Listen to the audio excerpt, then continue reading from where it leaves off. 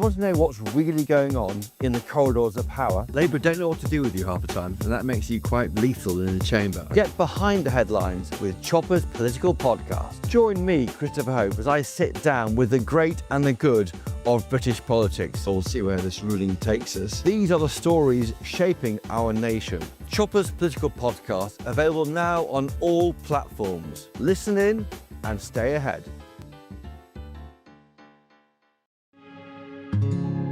We love Great Britain. We love its history, its culture and its tradition, and that's why we're so proud to be part of GB News.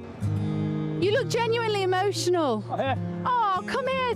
GB News does pay attention to those who are ignored by the mainstream media. The majority of this country whose forefathers fought and died to maintain liberty, to fight for freedom of speech. The rule of law, the rights of property and democracy. This is the heritage that our country should be so proud of. Which of course includes our Christian heritage. There's been a huge resurgence in the number of people going to church. Perhaps they're not finding what they're looking for, and they're looking for something a bit deeper, a bit more truthful, a bit more akin to Britain's Christian heritage. That's right, get ready, because the most exciting night in general election history starts now!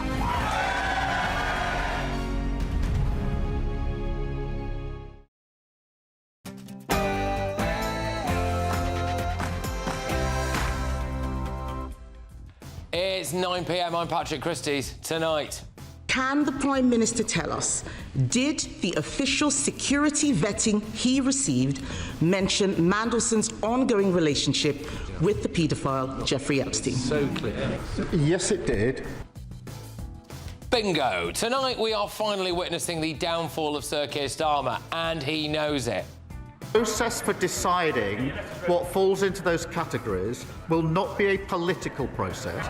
It will be led by the Cabinet Secretary. Starmer was trembling in Parliament today, wasn't he? It's over, and it's also over for this lot. He's got a very good brain. He can be he's very clever. He can be very charming. Friends with a paedophile? I mean, the establishment legacy media all backed Mandelson. They're doomed too. Plus...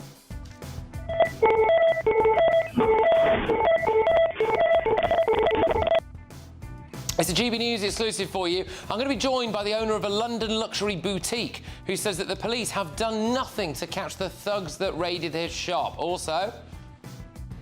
But she was great. I'm not going to sit here and say, oh yeah, she was an angel, she was amazing, because she really wasn't, because she was a character. Look, I'm going to bring you the very latest from the independent Pakistani rape gang inquiry. Some really, really devastating detail for you. And...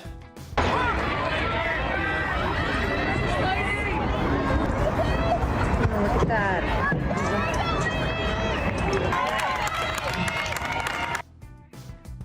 A new report claims that trans people have no advantage in women's sport. I can think one word with B to describe that.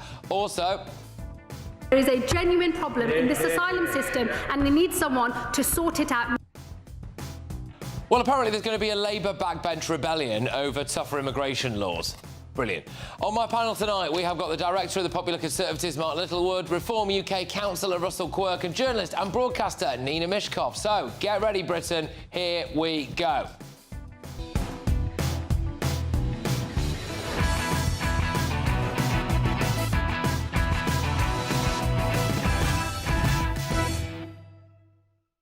It's over for Mateless, Sopel, Adam Bolton and Alistair Campbell. Next.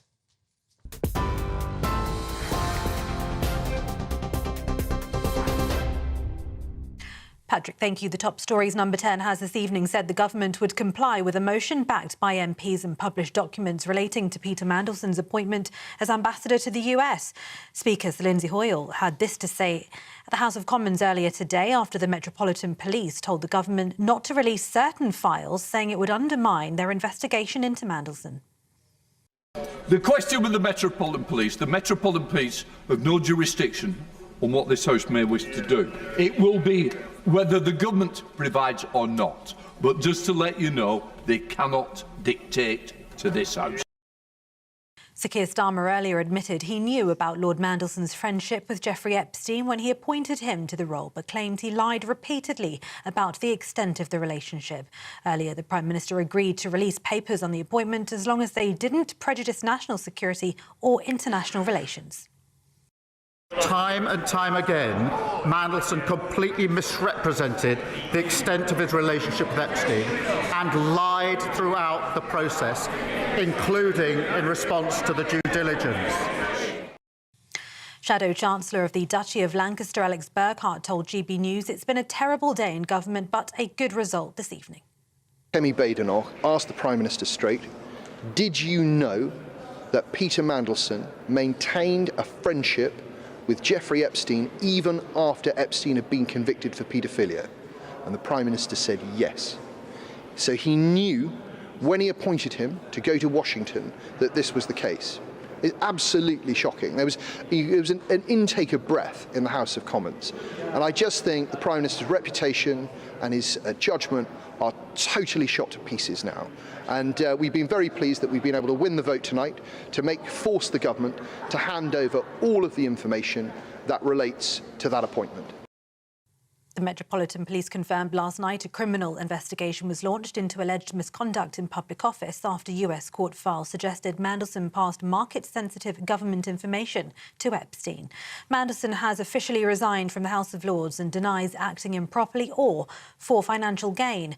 Downing Street said this evening that Lord Mandelson presented paedophile Jeffrey Epstein as someone he barely knew prior to his appointment as UK ambassador to the US. In other news today, Graham Linehan has been telling members of the US Congress that Sir Keir Starmer has reduced freedom of speech in Britain at a censorship hearing. The 57-year-old Father Ted co-creator has been appearing before Congress, who are investigating online censorship laws. Mr Linehan's congressional testimony comes following his detention at Heathrow Airport in September, when 5 armed police officers stopped and questioned him over gender-critical comments he'd posted online. That incident sparked a significant row over freedom of expression, with the writer pledging to hold the Metropolitan Police accountable for what he described as an attempt to silence gender-critical voices. And the Princess of Wales has issued a new personal video message to mark World Cancer Day, telling those affected by the disease, please know that you are not alone.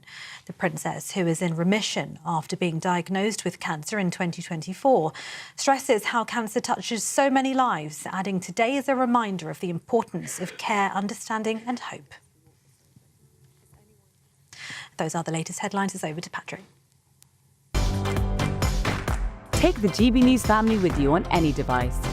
As long as you have an internet connection, tune into GB News anywhere on the planet or beyond.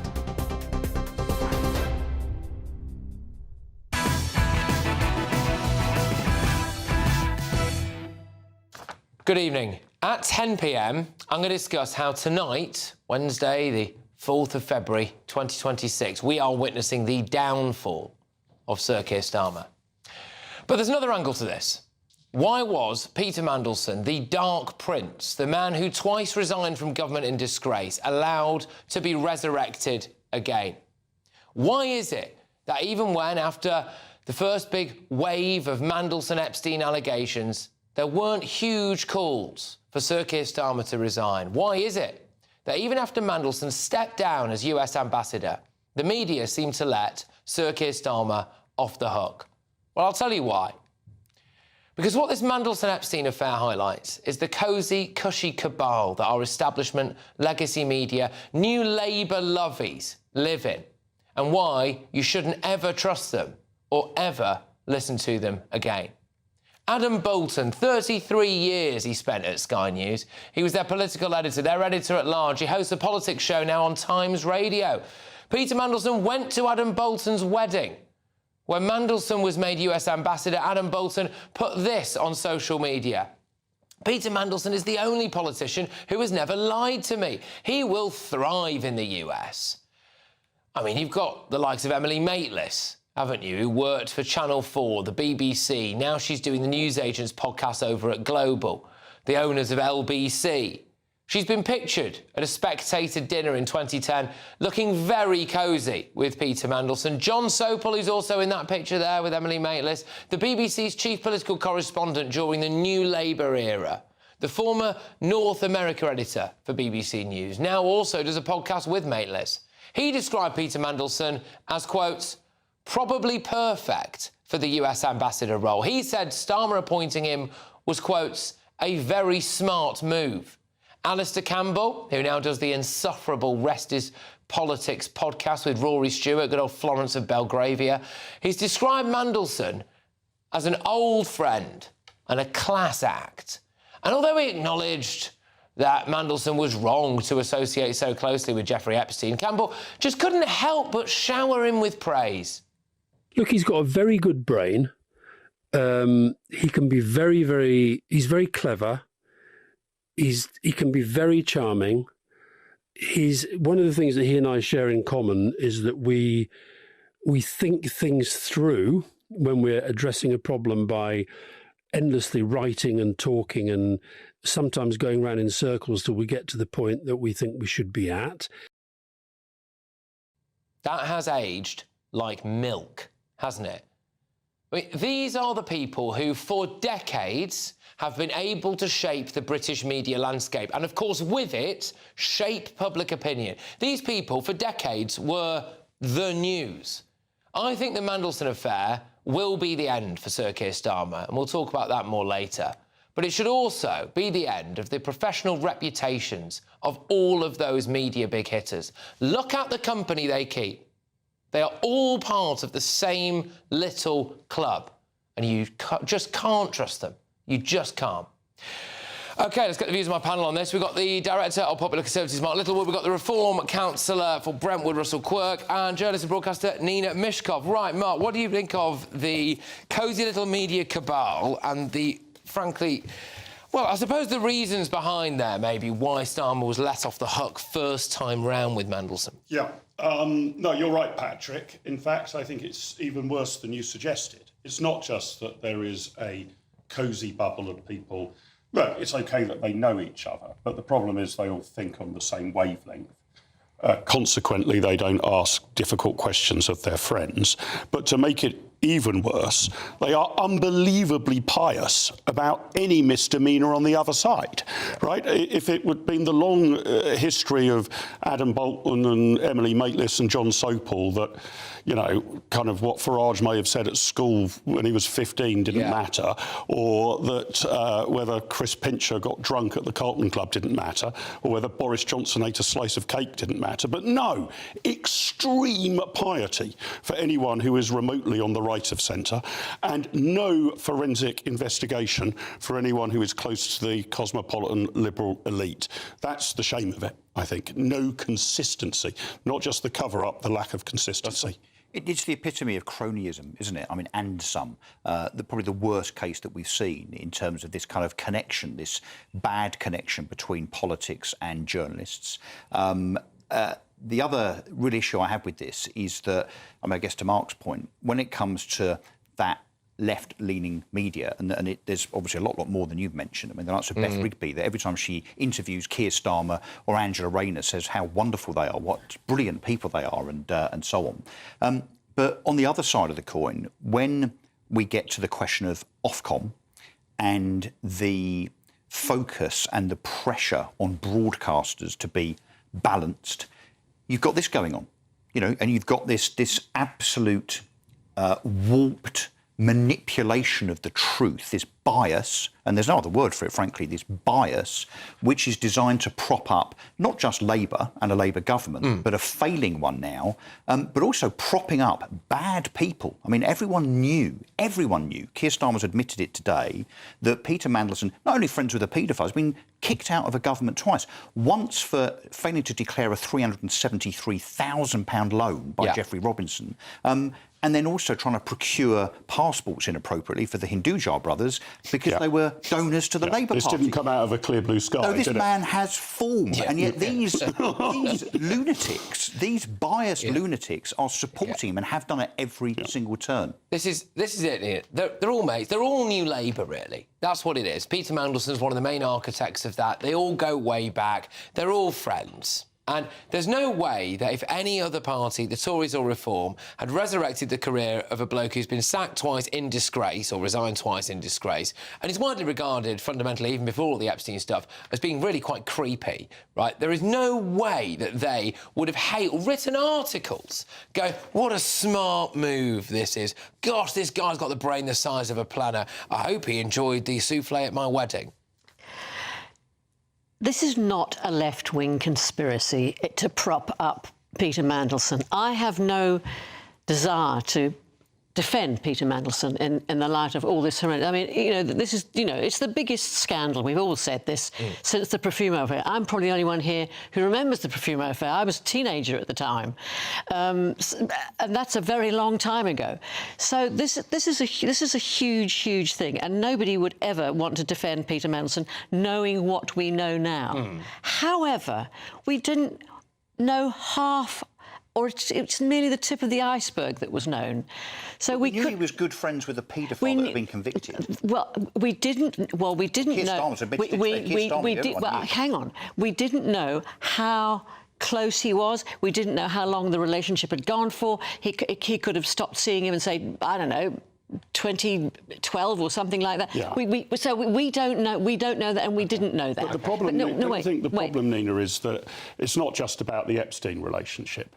And I would have more sympathy if the narrative had been Peter Mandelson's very bright, he's very talented. But we've got to be a bit quizzical about this appointment, right? There've got to be a few questions I agree. asked. But it just seemed to be unalloyed praise. When Starmer introduced him in Washington, didn't he say, "Oh well, Peter is Peter"? That's Peter is Peter. He certainly is, isn't he? That's a phrase that will go down in history. Peter's about. The thing is, you're such a Peter. What Alistair Campbell said about Peter Mandelson, taking away all the context of Epstein, is that he is brilliant. He was brilliant. And, I mean, there was a big piece by Dan... He got caught in his undercrackers in a paedophile's penthouse in Paris. I can never unsee... I can never unsee that picture, and I'll never forgive him for that. But, you know, you just have to recognise that he was and is brilliant. And at the time... that is absolutely no excuse whatsoever. No, it's not. Can I also just say, Nina, you're a journalist, right? So you know that these rumours that I hear, and I'm not a journalist, right, but the rumours I hear is that, you know, every editor of a national newspaper has a safe in their office full of stuff that purports to throw people under the bus, but it hasn't necessarily been sent out there for whatever reason, because of cosy relationships between editors and so on.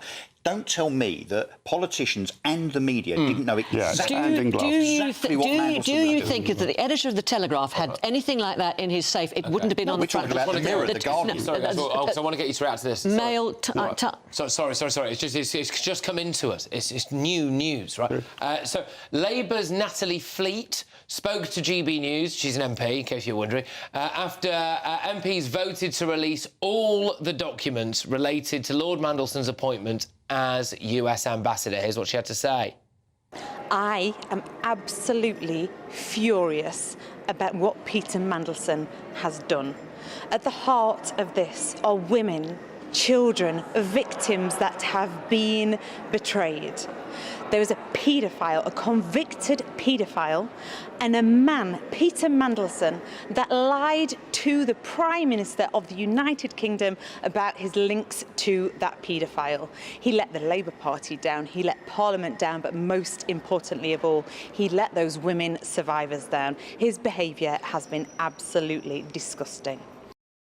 Listen very closely to that. Peter Mandelson lied to the Prime Minister. He let the Prime Minister down. The Prime Minister today, and we're going to talk about this at 10 p.m, admitted in the House of Commons that he knew that Peter Mandelson had an ongoing friendship with the world's most notorious paedophile. And he's still appointed him to the role of US Ambassador. And now we're going to find out exactly how close that relationship was. So the best case scenario for Keir Starmer is still absolutely abysmal, isn't it? God only knows what's in these documents. If they're thin, then you might ask that that might suggest the Prime Minister was insufficiently curious and he should have asked further questions.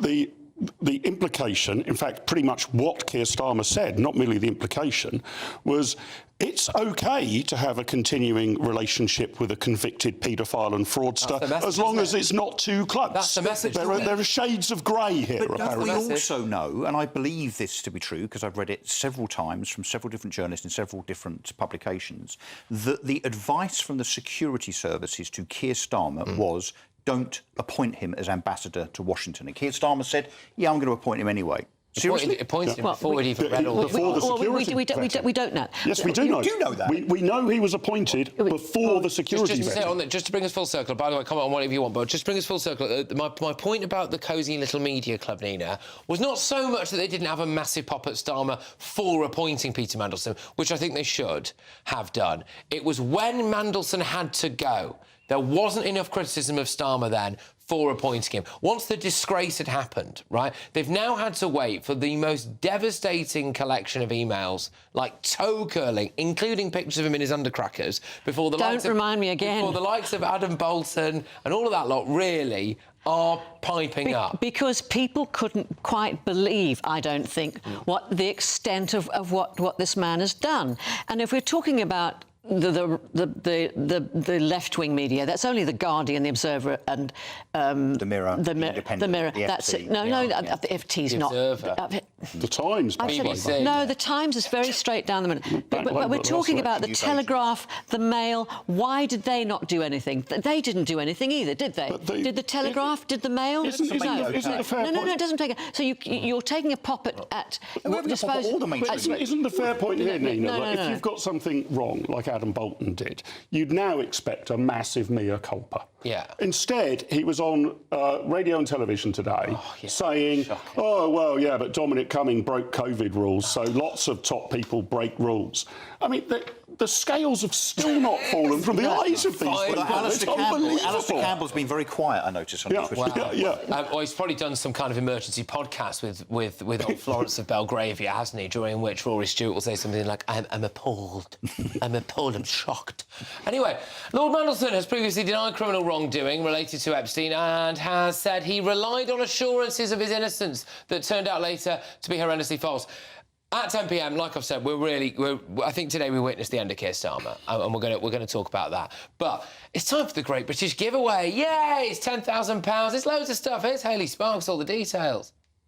This year, the adventure of a lifetime could be on us. Courtesy of Riviera Travel, there's a terrific £10,000 holiday for two to be won. You could be here exploring the magic of Egypt on a Nile River cruise. Or choose from over 30 worldwide destinations like Thailand, South Africa, New Zealand or even Sri Lanka. And because they have over 40 years experience with handcrafted tours, you'll be safe in the knowledge that every step of the journey will be planned with you in mind. We'll also boost your bank account with a fabulous £30,000 in tax-free cash, which you'll be able to spend however you like this year. So what are you waiting for? For a chance to win, text WIN to 63225. One entry costs £2.50 plus one standard network rate message. Or text BONUS to 63225. 5 entries cost £5 plus one standard network rate message. Go to gbnews.com/win. Entries start at £2.50. Call 0903 686 3232. Calls cost £2.50 plus your network access charge. Or post your name and number to GB19, PO Box 8690, Derby DE1 9TT. UK only. Entrance must be 18 or over. Lines close at 4 p.m. on the 27th of February. The winner may be contacted live after all entry routes have closed. Please check the closing time if listening or watching on demand. Good luck. OK, good luck, everybody. Coming up, GB News exclusive for you.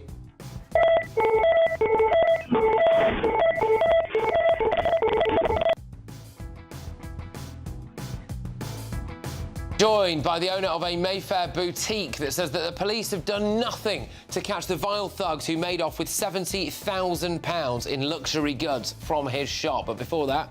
Look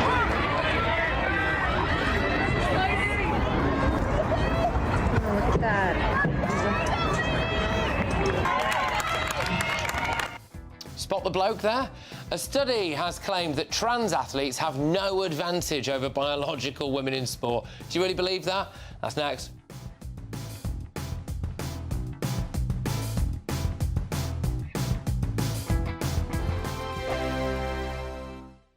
Britain deserves a newsroom that puts the facts and your voice first. Well, and that's what you get on GB News. Lively debates, lively conversation. And we're not afraid to hold power to account. And each other. So join me, Andrew Pierce. And me, Miriam Gates, for Britain's Newsroom, weekdays from 9:30 on GB News. Hi, I'm Michelle Dewberry, and my show is your opportunity to cut through all the noise and dive in headfirst to some robust debates. Ideas clash. Situation, no, isn't it? No, because the failure is you're deliberately avoiding my point. Nothing's held back. And if you think this is the end of it, wait for more. And we do not shy away from the difficult stuff. Sometimes I want to shake people and say, if only you understood. So join me on Jubes & Co. weeknights at 6 p.m, only on GB News, Britain's news channel. From the school run to the home run, watch a new show for all of Britain. So he can say whatever he wants. A straight-talking show where all voices are heard. And, you know, when are we going to stop talking about smashing the gangs and actually do it? With the stories that matter from every part of our country. There's a bit of a crash landing there for your Chancellor. Bold, fearless and standing up for you. That's me, Martin Dawdney, 3 p.m. till 6 p.m, weekdays, here only on GB News. The People's Channel, Britain's news channel.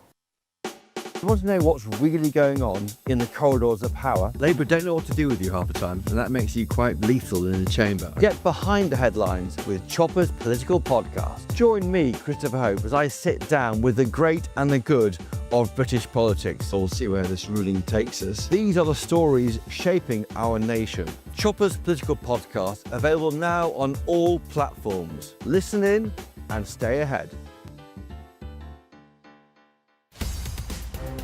In the GB Newsroom, we bring you the news as it happens. With our team of dedicated journalists across the UK, we're ready to keep you up to date with what's happening every half an hour, every single day. Bulletins here on GB News. The People's Channel. Britain's news channel. Decisions made in Washington aren't just shaping America, they're shaping Britain too.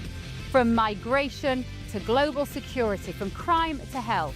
Whatever happens in the White House today will be felt in your town or city tomorrow. That's why The Late Show is live from Washington, D.C. Cutting through the politics to show you what it all means for Britain.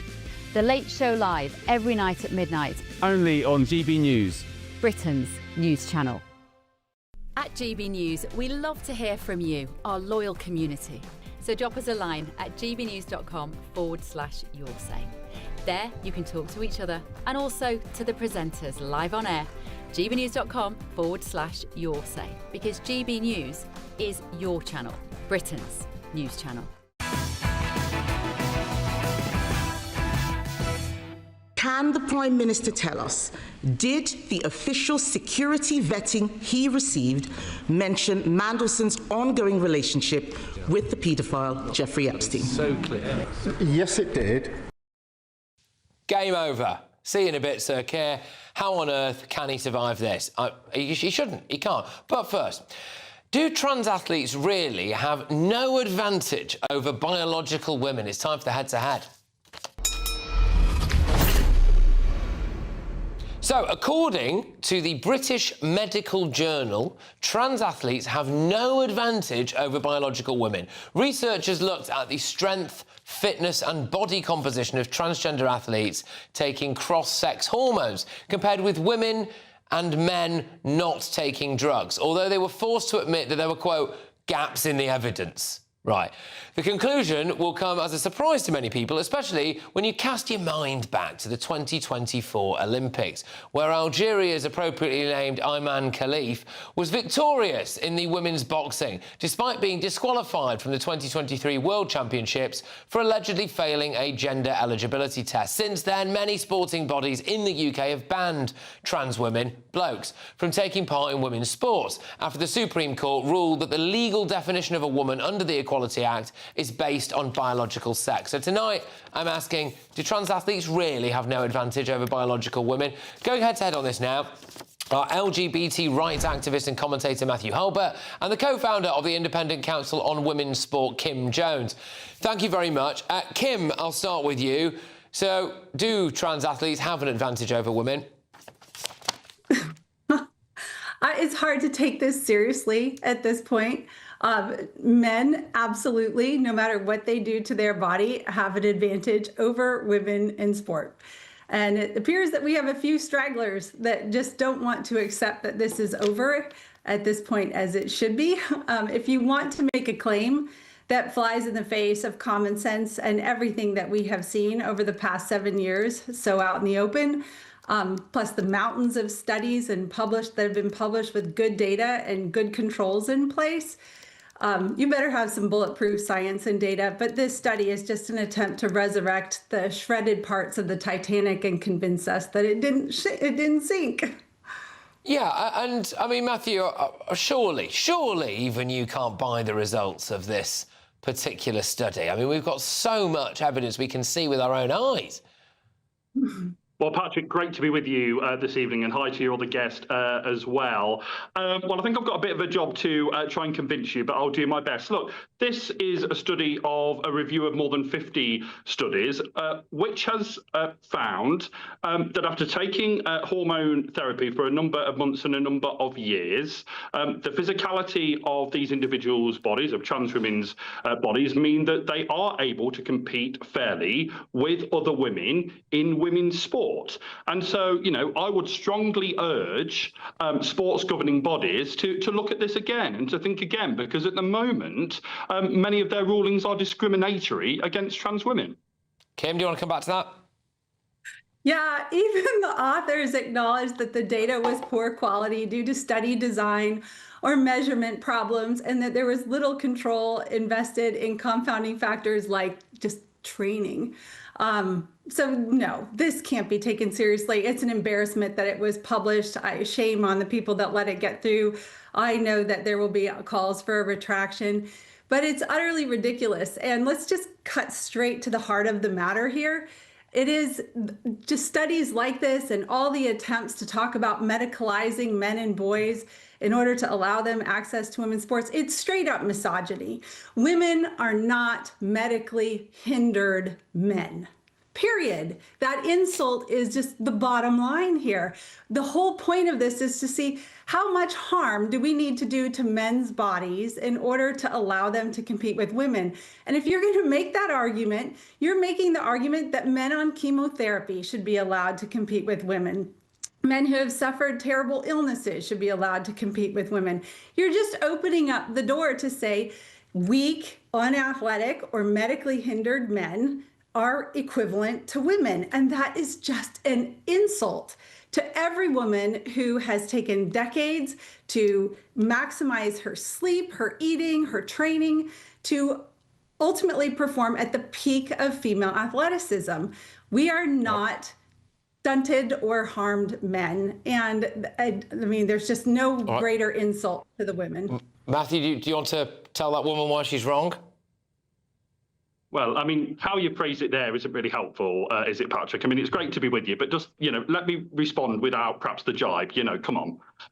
So I mean, what I'd say is that, you know, I'm reminded a bit of climate deniers, that it doesn't matter what the science is presented in front of them, they just do not accept, you know, they have their worldview and you know, people are entitled to their worldview, they can have it as much as they want. But I'm saying to you that in a study, in a review of 50 studies, they have found that after hormone therapy, trans women have the same kind of physicality as cis women and should be able to compete in women's sport. Can I respond? All right, go on.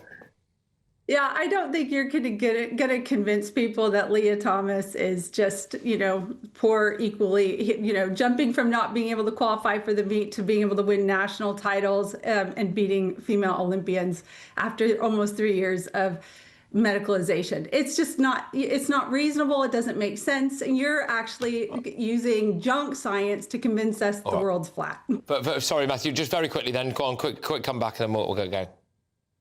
Well, I mean, all I can tell you is that, I've chaired a LGBT plus charity for many years, and actually most trans women just want to be able to go about their lives without fear of discrimination and all the rest of it. And I'm sure trans women just want to be able to compete in a fair way. OK, at the Olympics. All right, good stuff. Take care, everyone. Thank you very much. That is LGBT rights activist and commentator Matthew Holbert and the co-founder of the Independent Council on Women's Sport, Kim Jones. Lots on, bit of this. There is a genuine problem in this asylum system and we need someone to sort it out. The Prime Minister is facing the biggest rebellion of his premiership, with now more than 50 Labour MPs threatening to vote against Shabana Mahmood's migrant crackdown. Seriously, that's happening as well. Well, the good news, he probably won't be around much longer. But anyway, next we've got a GB News exclusive for you.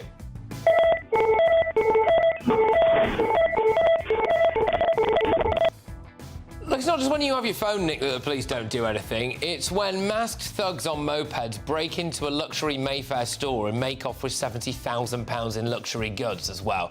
It's an exclusive for you next. Be nice to escape the grey. Clear skies, here we come. As clear as our travel insurance. All Clear Travel Insurance sponsors GB News Travel Destinations Forecast. Well, it's not just wet here in the UK. Storm Leonardo bringing some significant heavy rainfall and strong winds to parts of Portugal as well as Spain. Some very heavy rain and flooding is expected in these areas through the coming days. Further heavy rain affecting parts of the Mediterranean, Italy as well as Greece and Turkey, seeing heavy rain throughout this week. Not quite as heavy as elsewhere, however. The good news is it does look a little bit drier as we head towards the weekend though. Bye-bye. All Clear Travel Insurance sponsors GB News Travel Destinations Forecast. Hello again and welcome to the latest update from the Met Office for GB News. Following a short-lived drier spell, we've got more rain arriving from the south now. It's also going to turn colder during the next 24 hours, which means that as the rain moves north and bumps into the colder air, there'll be further snow over the hills of North Wales, Northern England and Scotland. But it's the south where we see that rain initially during the evening. It's pushing into the southwest and then runs along the channel before making inroads into South Wales, central southern England. Spells of rain increasingly across the north and east of Scotland as well as northern England. Mostly snow over the peaks at this stage, with quite a brisk wind continuing in the northeast. A lot of clouds, so generally a frost-free start to Thursday, even if it is going to feel cold once again in that wind across the northeast. It's a mild start in the south and southwest, but a wet start. Could be some issues on the roads first thing because of the wet weather coming on top of the saturated ground, of course. Further north into parts of northern England, drier for a time, especially the northwest. Northern Ireland starts dry, likewise for western Scotland, and actually western Scotland the place to be through the day for the best of any drier and sunnier weather, whilst the rest of the UK sees increasingly cloudy and increasingly damp weather spread up from the south and move in from the northeast. So spells of rain, showery rain for many. It's on and off, and a drier interlude in the south for a time during the afternoon before more wet weather arrives later. And it's going to feel cold in the east wind, especially for eastern Scotland and northern England, with the snow level coming down. So above 200 to 300 metres, I expect. North Wales, northern England, and Scotland will see some snow. Friday starts off in a similar vein. A lot of cloud across the UK. Spells of rain continuing in the south and the east. The weekend will see further showery bits and pieces of rain, turning a little drier on Sunday. Chance of some brightness in some places. Join me, Nana Akwe, for an informative, interactive news programme with a difference. It's fun. No, he didn't say that, Dave. I'm so surprised. I think there's an element of truth to that. Join me from 3 p.m. every weekend, only on GB News, Britain's news channel. The GB Newsroom, we bring you the news as it happens. With our team of dedicated journalists across the UK. We're ready to keep you up to date with what's happening every half an hour, every single day. Bulletins here on GB News. The People's Channel. Britain's news channel. Britain deserves a newsroom that puts the facts and your voice first. Well, and that's what you get on GB News. Lively debates, lively conversation. And we're not afraid to hold power to account. And each other. So join me, Andrew Pierce. And me, Miriam Gates, for Britain's Newsroom, weekdays from 9:30 on GB News. Can the Prime Minister tell us, did the official security vetting he received mention Mandelson's ongoing relationship with the paedophile Jeffrey Epstein? So clear. Yes, it did. Game over for Sir Keir Starmer. That's it. That's the end of it. Gone in disgrace. Couldn't happen to a nicer bloke. We're going to talk about that at 10 p.m. First, though, the owner of a luxury Mayfair boutique has slammed the police after officers failed to attend his shop following a violent robbery.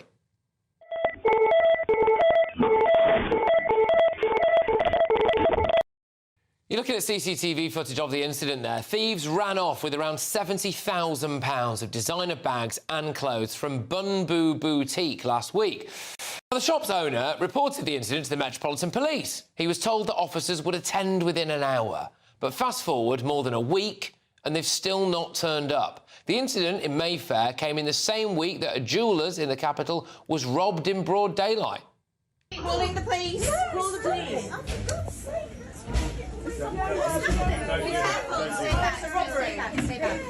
Stay back. Shut the door in case he comes in here.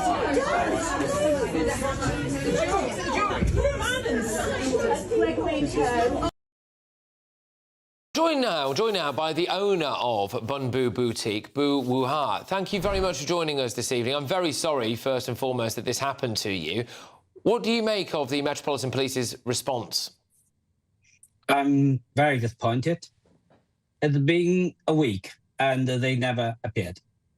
And we call them almost every day from Tuesday, and we call on Wednesday, Thursday, and Friday. And they said, okay, we send someone to there. It should be there before you close. But they never appeared. And this afternoon, they sent us a link for us to upload the video, which is ridiculous. It's been more than a week since this happened. And they sent out email about the link. I mean, this is people might, have got used to the idea that if you have your phone nicked or your handbag nicked or your watch stolen, we now just accept that probably the Metropolitan Police are going to do next to nothing about it. But we are talking about £70,000 worth of clobber here, aren't we, Boo?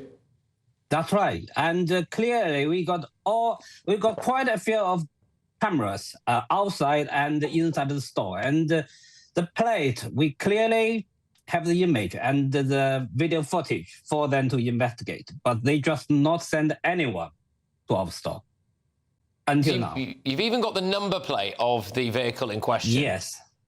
Right. OK. We got. OK. It's just absolutely monstrous. And just in terms of what time of day or night this was, Boo, I mean, were you anywhere nearby? Last Tuesday, early morning, like 3 o'clock. And the morning, 10 o'clock, when my store manager is there, and he was shocked. And he immediately called the police about the situation. And now today is Wednesday. And it's been a week after that.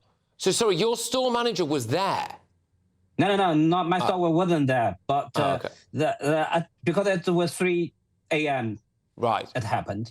Because we got the CCTV recorded the time when they came. I see. Right. OK. So, I mean, I remember you mentioned, I think, to one of my producers earlier on, that you're concerned that the Metropolitan Police's inaction here is killing off the industry, killing off your kind of business. That's right. And the problem is we have already reported to the insurance company for the loss. But the even big problem is my employees, they are so scared about the situation. Yeah. And for me, I have no confidence to carry on this business. Oh, gosh. And just finally on this, a word for your employees, because they must be living in fear now, because the message to these people who've rammed a moped through your shop, helped themselves, disappeared, the message to them is, we don't have to do it at 3 o'clock in the morning, we can do it at midday, on a Wednesday, we'll come back, we'll have the rest of it, and the police won't do anything there. So your employees must be terrified. That's right. And our neighbor at YSL, another boutique store, they just got stolen like a week ago before my store stolen. And I don't know whether or not the police appeared there.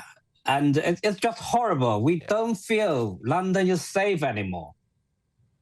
Oh, gosh, look, thank you for coming on. I really hope that this sticks a rocket up their backside, to be honest with you. And, I mean, the chance of catching any of them, by the way, in possession of any of these goods anymore, which would make a guilty conviction a lot easier, has obviously gone, because it's happened a week ago. But at least they might be able to get, I don't know, trace something. I mean, they've probably torched the moped and done goodness knows what by now. These people are not amateurs, sadly. But look, thank you very much. We'd like to stay in touch with you and track the progress of this. It's Boo there, who is the owner of the Bamboo Boutique.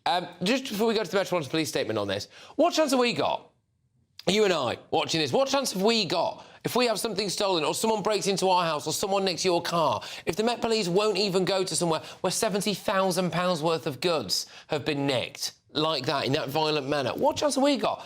Anyway, the Met Police spokesperson has said, we acknowledge the frustrations of the shop owner and apologise for the lack of progress within this investigation so far. It is clear our initial response fell short of what is expected, and officers are working to contact the owner of the store and rectify this.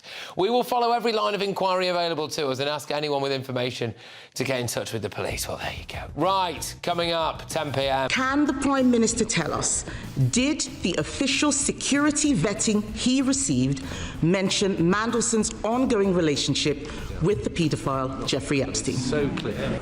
Yes, it did. Well, there you go. Today, I think, was the end of Keir Starmer, wasn't it? We are going to get stuck right into that at 10. Before that, though, there is a genuine problem in this asylum system, and we need someone to sort it out. remarkably, backbench Labour MPs are apparently going to rebel over Shabana Mahmood's attempts to crack down on immigration. Don't go anywhere. I'm Michelle Dewberry. This is Jubes & Co. with you. Hello, everyone. Patrick Christys here. GBNews, Britain's news channel. Access the stories that matter to you. Take the GBNews family with you on any device, and as long as you have an internet connection. Tune in to GBNews anywhere on the planet or beyond. GBNews, the People's Channel, Britain's news channel. Hi, I'm Michelle Dewberry, and my show is your opportunity to cut through all the noise and dive in headfirst to some robust debates. Ideas clash. Situation, isn't it? No, because the failure is you're deliberately avoiding my point. Nothing's held back. And if you think this is the end of it, wait for more. And we do not shy away from the difficult stuff. Sometimes I want to shake people and say, if only you understood. So join me on Jubes & Co. weeknights at 6 p.m. only on GB News, Britain's news channel. From the school run to the home run, watch a new show for all of Britain. He can say whatever he wants. A straight-talking show where all voices are heard. And, you know, when are we going to stop talking about smashing the gangs and actually do it? With the stories that matter from every part of our country. There's a bit of a crash landing there for your Chancellor. Bold, fearless and standing up for you. That's me, Martin Daubney, 3 p.m. till 6 p.m, weekdays, here only on GB News. The People's Channel, Britain's news channel. Westminster's full of talk, but out here, it's the real world. Am I allowed to talk now? No, that's it. This is where it matters, real people and real lives. That's what politics is all about. In fact, has Trump made a good start? No. Straight answers, no spin, and just a couple of pints. How many fingers have I got up? About 10. So join me for Lee Anderson's Real World every Friday at 7 p.m, only on GB News. The People's Channel, Britain's news channel.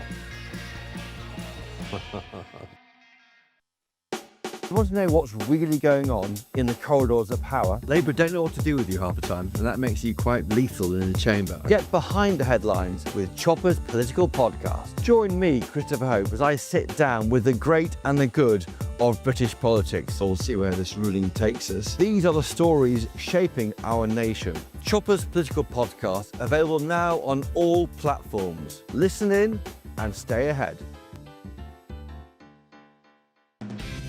Decisions made in Washington aren't just shaping America, they're shaping Britain too. From migration to global security, from crime to health. Whatever happens in the White House today will be felt in your town or city tomorrow. That's why The Late Show is live from Washington, D.C. Cutting through the politics to show you what it all means for Britain. The Late Show live every night at midnight. Only on GB News, Britain's news channel.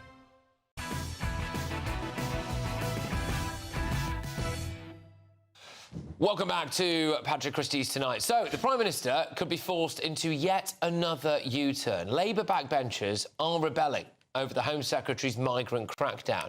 So, Shabana Mahmood did actually get a bit of praise for at least saying the right things when she announced sweeping changes to the asylum system at the Labour conference last year.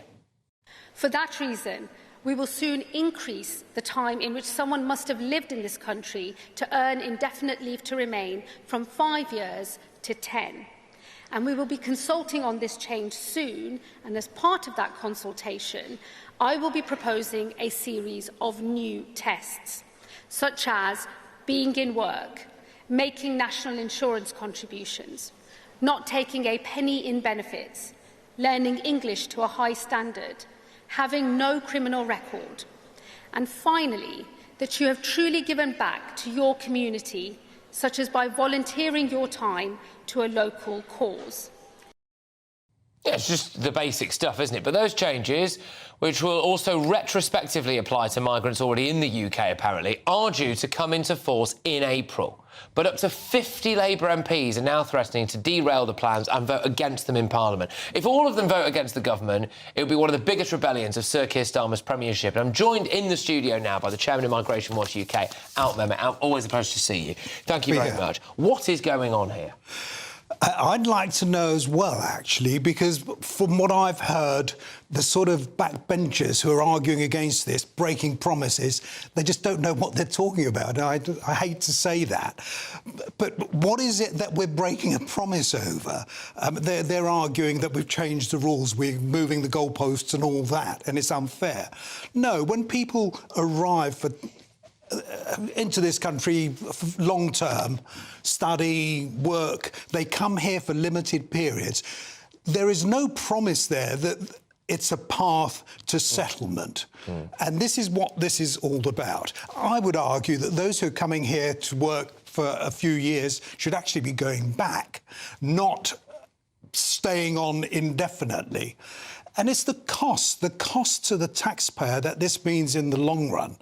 You know, we're talking about billions and billions over the lifetime of those migrants who are allowed to stay here. The Centre for Policy Studies did some work last year, and they came up with over 200 billion, 230 billion, I think. It's a disputed figure. But that was based on 800,000 people. Shabana Mahmood is talking about 1.6 million. 1.6 million. That means potentially £500 billion over the lifetime of those who are being given indefinite leave.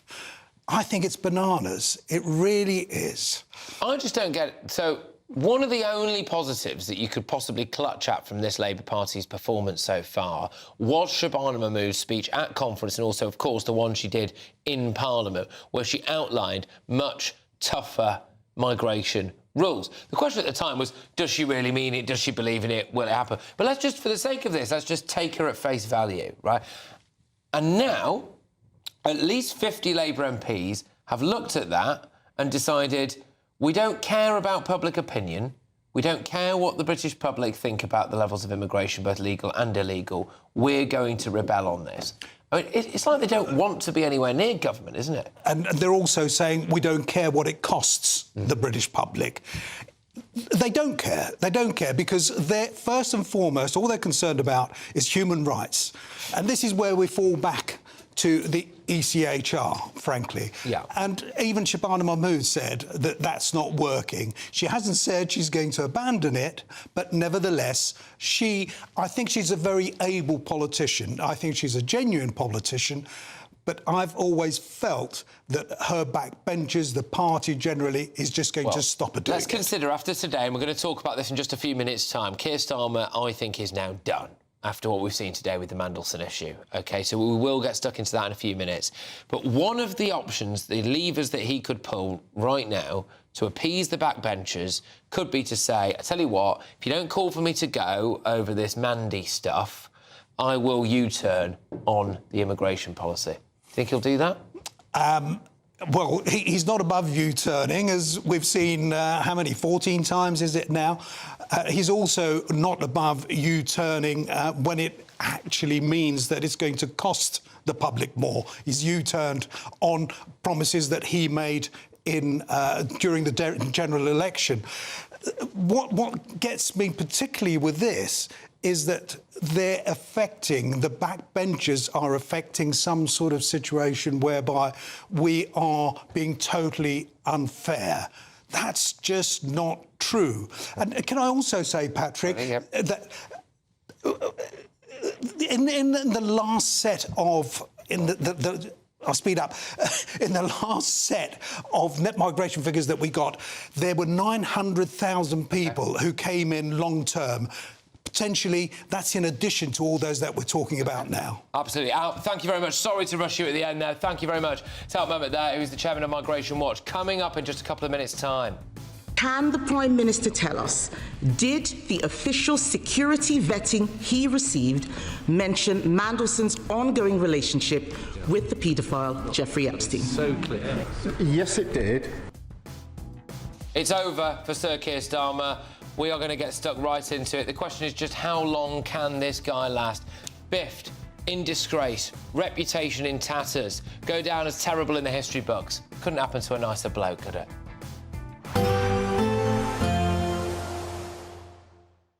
Expect warm spells with the odd rude interruption. Boxed Boilers sponsors the weather on GB News. Hello again and welcome to the latest update from the Met Office for GB News. Following a short-lived drier spell, we've got more rain arriving from the south now. It's also going to turn colder during the next 24 hours, which means that as the rain moves north and bumps into the colder air, there'll be further snow over the hills of North Wales, Northern England and Scotland. But it's the south where we see that rain initially during the evening. It's pushing into the southwest and then runs along the channel before making inroads into South Wales, central southern England. Spells of rain increasingly across the north and east of Scotland, as well as northern England. Mostly snow over the peaks at this stage, with quite a brisk wind continuing in the northeast. A lot of clouds, so generally a frost-free start to Thursday, even if it is going to feel cold once again in that wind across the northeast. It's a mild start in the south and southwest, but a wet start. Could be some issues on the roads first thing because of the wet weather coming on top of the saturated ground, of course. Further north into parts of northern England, drier for a time, especially the northwest. Northern Ireland starts dry, likewise for western Scotland, and actually western Scotland the place to be through the day for the best of any drier and sunnier weather, whilst the rest of the UK sees increasingly cloudy and increasingly damp weather spread up from the south and move in from the northeast. So spells of rain, showery rain for many. It's on and off, and a drier interlude in the south for a time during the afternoon before more wet weather arrives later. And it's going to feel cold in the east wind, especially for eastern Scotland and northern England, with the snow level coming down. So above 200 to 300 metres, I expect. North Wales, northern England and Scotland will see some snow. Friday starts off in a similar vein. A lot of cloud across the UK. Spells of rain continuing in the south and the east. The weekend will see further showery bits and pieces of rain, turning a little drier on Sunday. Chance of some brightness in some places. Expect warm spells with the odd rude interruption. Boxed Boilers sponsors the weather on GB News. We want want you to set off on the destination of your dreams this year, as you could win an incredible holiday for two worth £10,000. Courtesy of Riviera Travel, you'll get to choose from 47 tours in over 30 worldwide destinations. We'll also give you £30,000 in tax-free cash to make sure you really make a splash this summer. For a chance to win, text WIN to 63225. One entry costs £2.50 plus one standard network rate message. Or text BONUS to 63225. 5 entries cost £5 plus one standard network rate message. Go to gbnews.com/win. Entries start at £2.50. Call 0903 686 3232. Calls cost £2.50 plus your network access charge. Or post your name and number to GB19, PO Box 8690, Derby, DE1 9TT. UK only. Entrance must be 18 or over. Lines close at 4 p.m. on the 27th of February. Please check the closing time if listening or watching on demand. Good luck. Hi, I'm Michelle Dewberry, and my show is your opportunity to cut through all the noise and dive in headfirst to some robust debates. Ideas clash. Situation, isn't it? Because the failure is... You're deliberately avoiding my point. Nothing's held back. And if you think this is the end of it, wait for more. And we do not shy away from the difficult stuff. Sometimes I want to shake people and say, if only you understood. So join me on Jubes & Co. weeknights at 6 p.m, only on GB News, Britain's news channel. Join me, Nana Akwe, for an informative, interactive news programme with a difference. It's fun. No, he didn't say that, Dave. I'm so surprised. I think there's an element of truth to that. Join me from 3 p.m. every weekend, only on GB News, Britain's news channel. From the school run to the home run, watch a new show for all of Britain. He can say whatever he wants. A straight-talking show where all voices are heard. And, you know, when are we going to stop talking about smashing the gangs and actually do it? With the stories that matter from every part of our country. There's a bit of a crash landing there for your Chancellor. Bold, fearless and standing up for you. That's me, Mandelson-Epstein, 3 p.m. till 6 p.m, weekdays, here only on GB News. The People's Channel, Britain's news channel. Britain deserves a newsroom that puts the facts and your voice first. Well, and that's what you get on GB News. Lively debates, lively conversation. And we're not afraid to hold power to account. And each other. So join me, Andrew Pierce. And me, Miriam Gates, for Britain's Newsroom, weekdays from 9:30 on GB News. In the GB Newsroom, we bring you the news as it happens. With our team of dedicated journalists across the UK, we're ready to keep you up to date with what's happening every half an hour, every single day. Bulletins here on GB News, the People's Channel, Britain's news channel.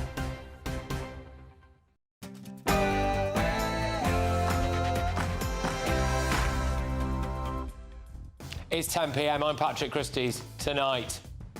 Can the Prime Minister tell us, did the official security vetting he received mention Mandelson's ongoing relationship with the paedophile Jeffrey Epstein? So clear. Yes, it did. That was it. That was the moment that Sir Keir Starmer's premiership ended. We are finally witnessing the downfall of Sir Keir Starmer. And have a look at his hands here. He's shaking. He knows it. The process for deciding what falls into those categories will not be a political process. It will be led by the Cabinet Secretary. Oh, he's trembling in Parliament today. And breaking news on the front page of The Guardian. Even Labour MPs are saying it's over for the Prime Minister. This is going to roll on and on and on. Tomorrow's front pages make for grim reading. We've got them right here for you, and I'll bring them to you shortly. Plus, there were multiple illegal immigrants during the time. They used to bring them out with them, call them mangies or freshies.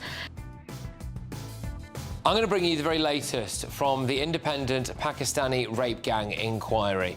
On my panel tonight, we have got the Director of the Popular Conservatives, Mark Littlewood, Reform UK Councillor Russell Quirk, and journalist and broadcaster Nina Mishkov. So get ready, Britain.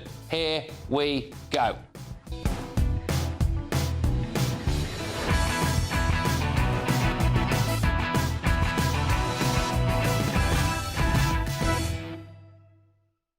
Sir Keir Starmer is about to go in disgrace. Next.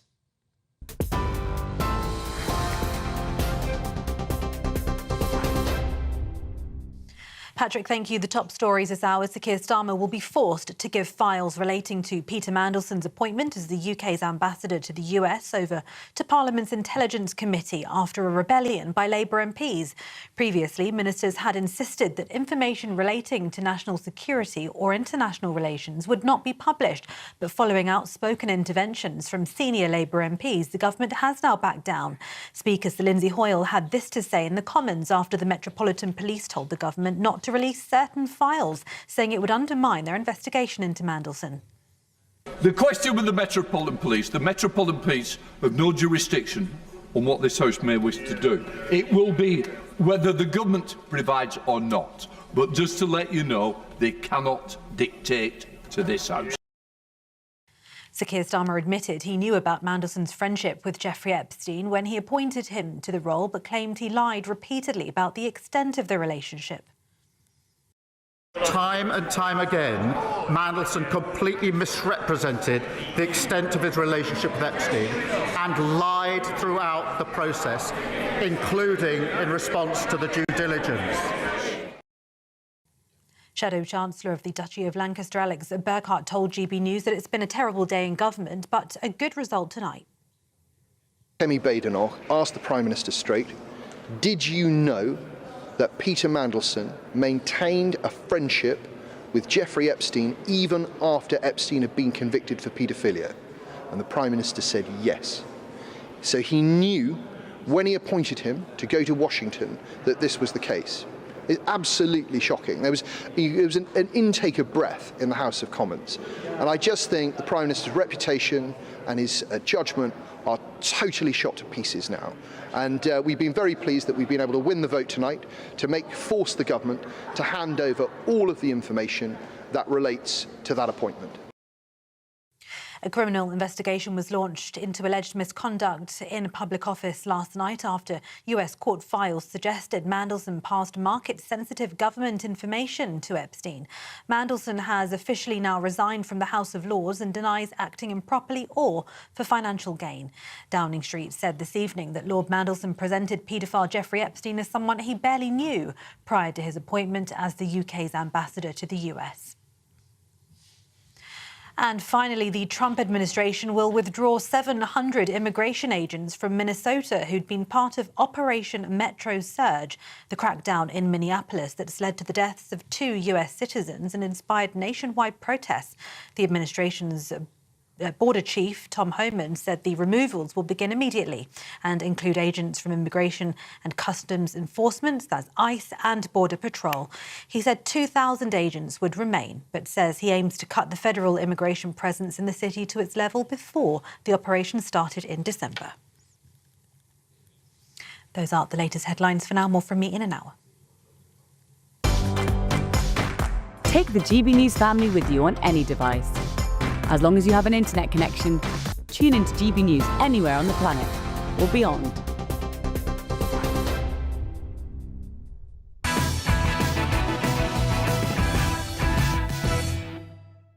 Good evening.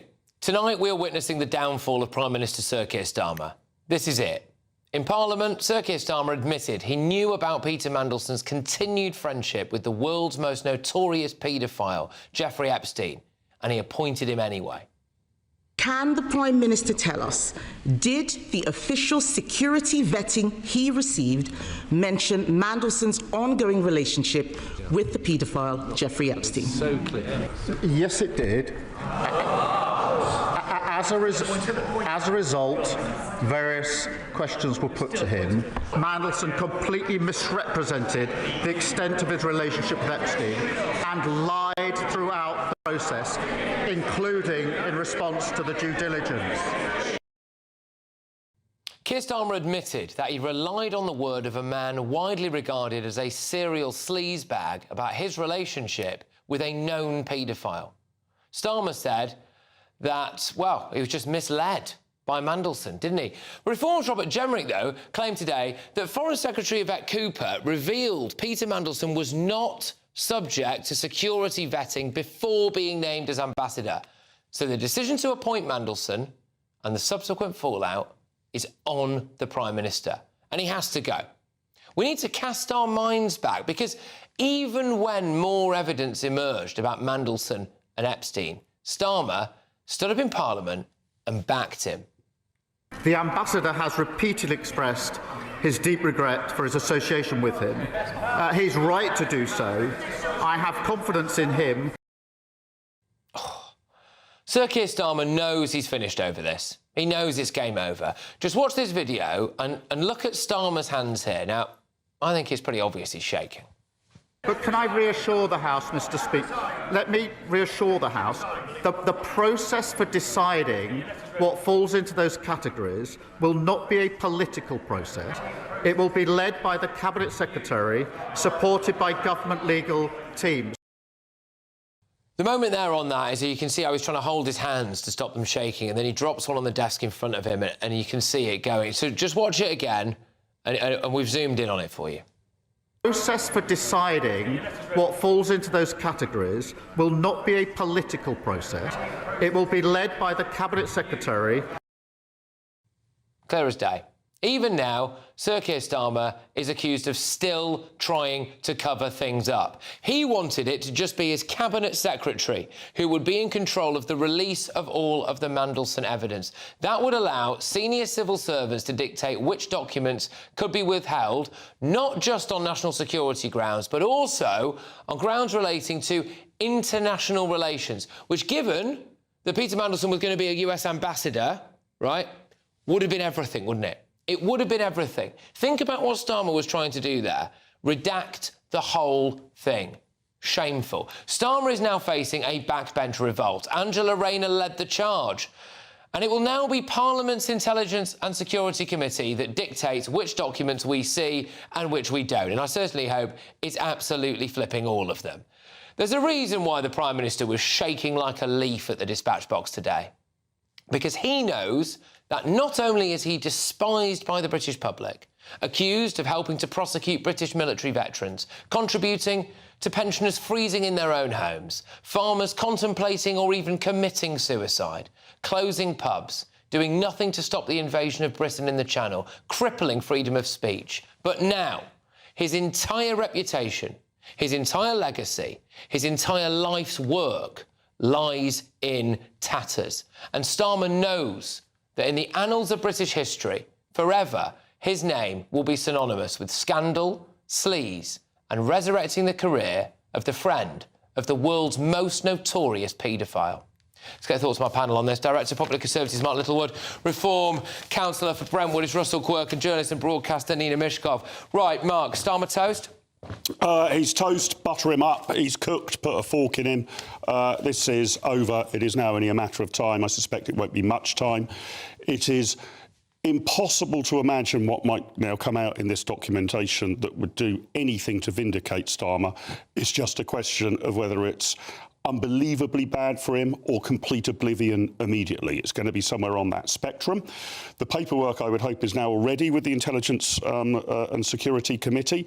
I'm guessing, this is a guess, Patrick, that it shouldn't take them too long. I mean, this is not going to be like the 3 million pages of material released in the Epstein files. I would imagine this is a number of dozens of pages of paperwork, maybe a couple of hundred. And this will be, sorry, just to clarify for the viewers and listeners here, this is going to be what, this paperwork? So, for example, it will be emails, memos of meetings, what advice was given and how were decisions made around Peter Mandelson's appointment. So we can only speculate what they are, but there might be, this is pure speculation, the sort of thing you might see is an email or a note from the security services saying, here are a number of red and amber flags that we think you should take into account, and then possibly a follow-up note by his advisor saying, have you put this to Mandelson? Are you satisfied with his answers?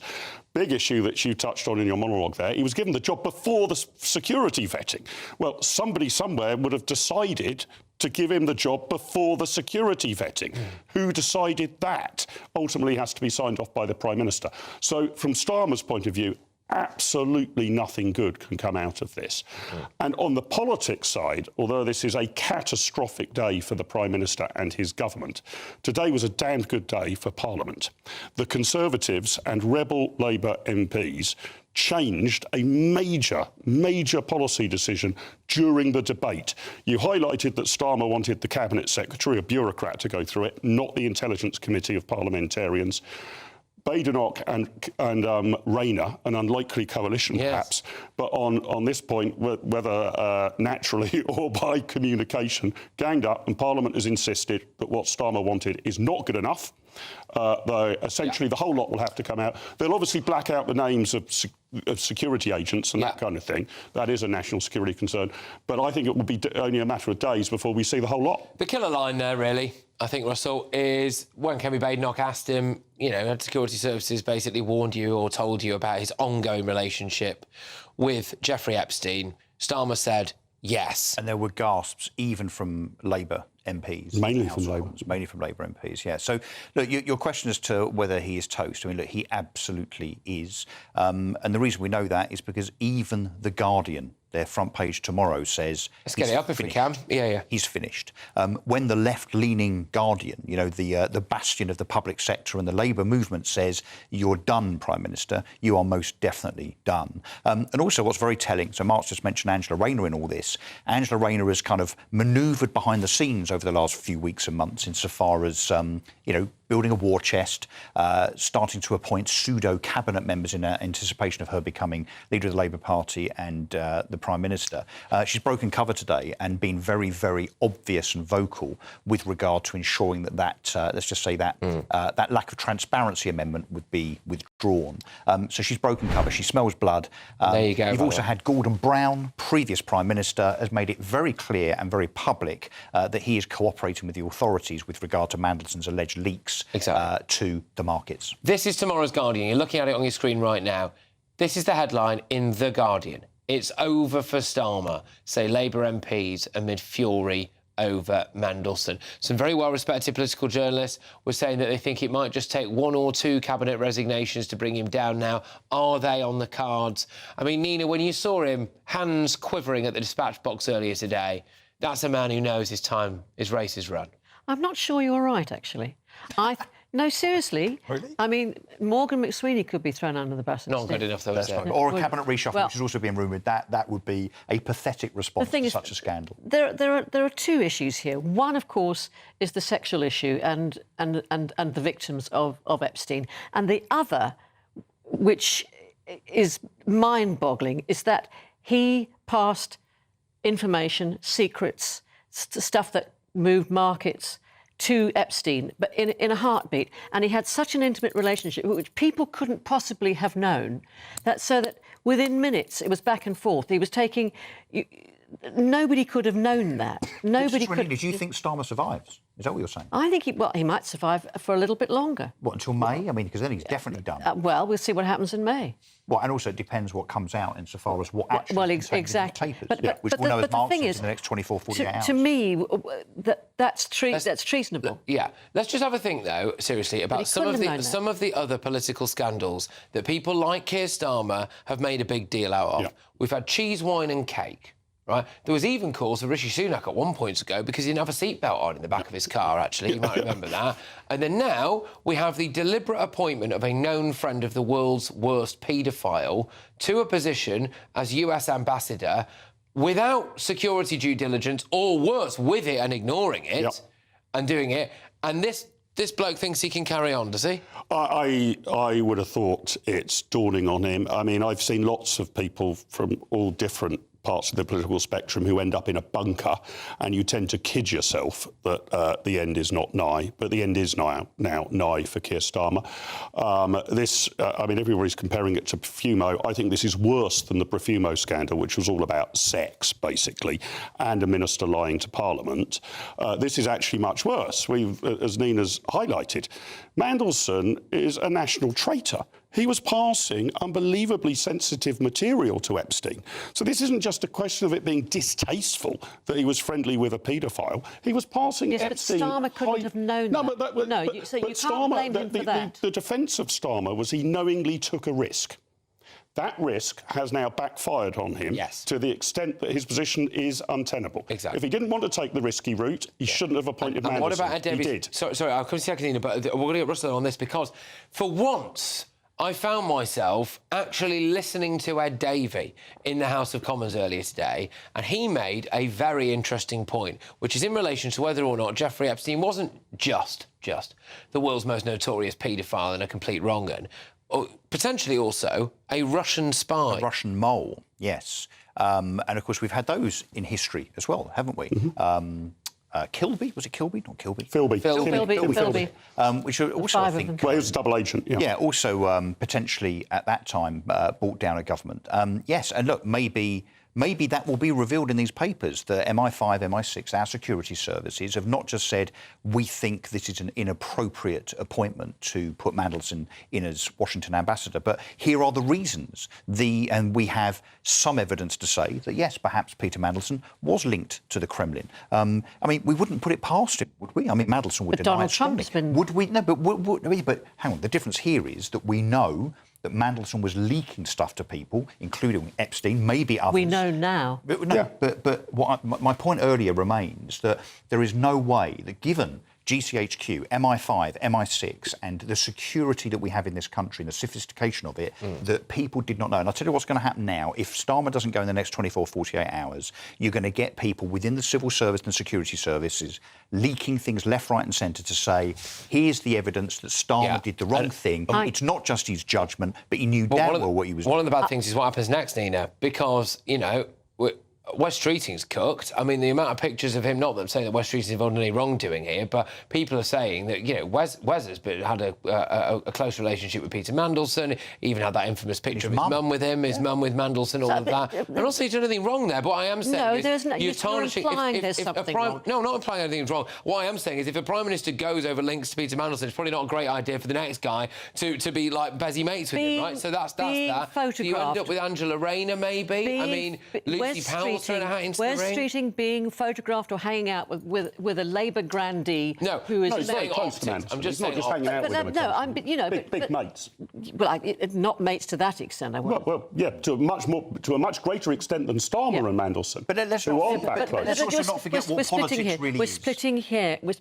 Politics is as much about perception by media and absolutely. public as anything else. The perception of Wes Streeting is that potentially he's just as bad as Keir Starmer as far as his relationship with Mandelson.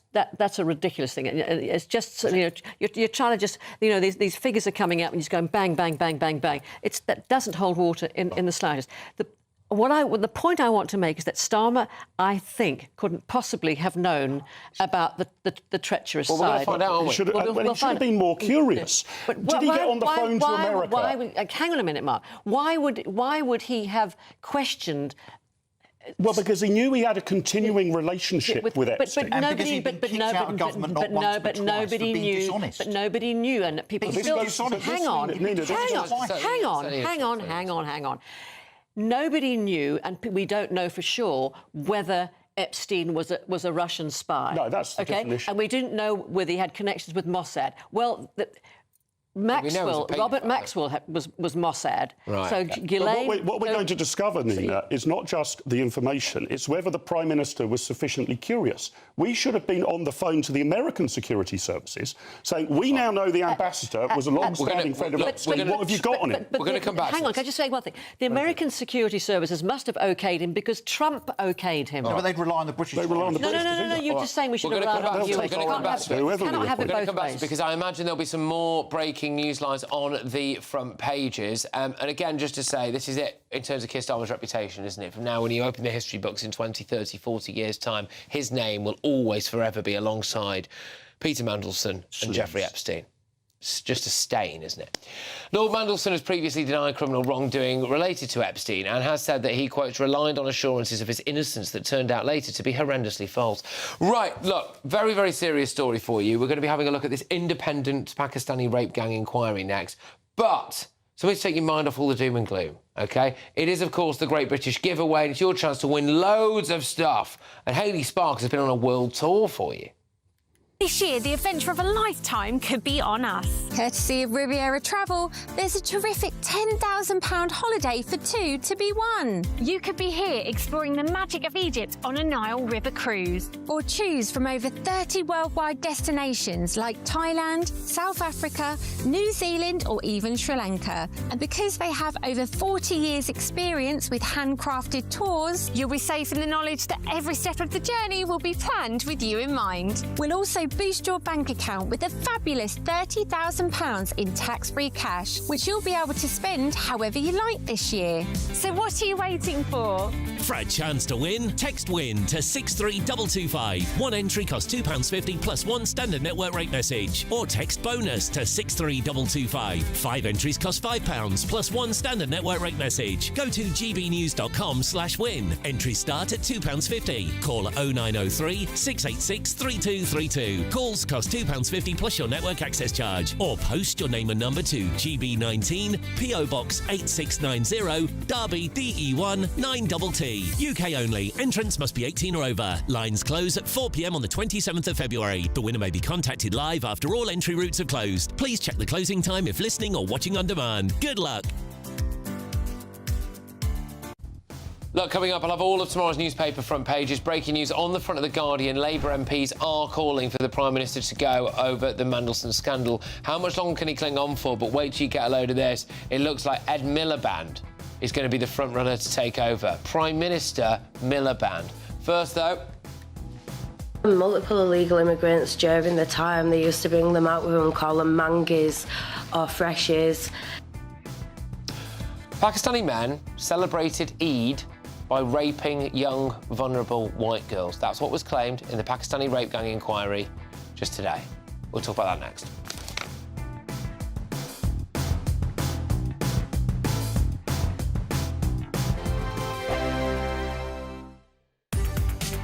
From the school run to the home run, watch a new show for all of Britain. So he can say whatever he wants. A straight-talking show where all voices are heard. And, you know, when are we going to stop talking about smashing the gangs and actually do it? With the stories that matter from every part of our country. There's a bit of a crash landing there for your Chancellor. Bold, fearless and standing up for you. That's me, Mandelson-Epstein, 3 p.m. till 6 p.m, weekdays, here only on GB News. The People's Channel, Britain's news channel. Every Sunday from 11. Join Michael Portillo. There will be topical discussion, looking at the week before and the week to come. So kick back and relax at 11 a.m. on Sundays on GB News with me, Michael Portillo. GB News, the People's Channel, Britain's news channel. Sunday with Michael Portillo from 11, only on GB News. First up, we've got Traitors. So probably now the biggest TV show in the country, and obviously a global hit as well. We've just been announced it's going to be a stage show coming sometime early next year, we think. And it's got huge prestige behind it. So Sam Mendes, who's major Hollywood director, Bond films, 1917, that incredible film, his company is behind it with All3 Media, which is the Dutch production company that originally created the Traitors concept. So a lot of backing behind it. We don't know which way it's going to swing yet, but the people that are, for example, director Robert Hastie, two of my favourite shows we were just talking about, Standing at the Sky's Edge, which is a very serious, dark show, and then Operation Mincemeat, which is an absolute lark silliness. I have to say, my favourite show in the world, I've seen it 10 times. Which one? Mincemeat. Oh, have you? Yes. On Broadway and the West End. Oh, I'm wonderful. absolutely obsessed by it. Yeah, it's incredible. So the talent behind all of this is really exciting. Whether we're going to have sort of jazz hands and key changes, I don't know. No cast yet. I would love to see Claudia actually breaking some moves, but I don't think we'll get anyone like that in it. It could be a bit of a comedy, is what you're suggesting. I think it's going to be veering towards the lighter side of it, highly entertaining. And they've promised, we keep getting twists every season. The one thing they have said is they will be following the format, but there will be surprises. So this one we're very much looking forward to. More news to come if you meet me up in the tower later. Interesting. What else do you have for us? So the next up, we've got HMS Pinafore, which is glorious. And there's a lot of people that feel that Gilbert and Sullivan can be a little bit stuffy, perhaps a little bit old-fashioned. GB News, the People's Channel. Westminster's full of talk, but out here, it's the real world. Am I allowed to talk now? No, that's it. This is where it matters, real people and real lives. That's what politics is all about. In fact, has Trump made a good start? No. Straight answers, no spin, and just a couple of pints. How many fingers have I got up? About 10. So join me for Lee Anderson's Real World every Friday at 7 p.m. only on GB News. The People's Channel, Britain's news channel.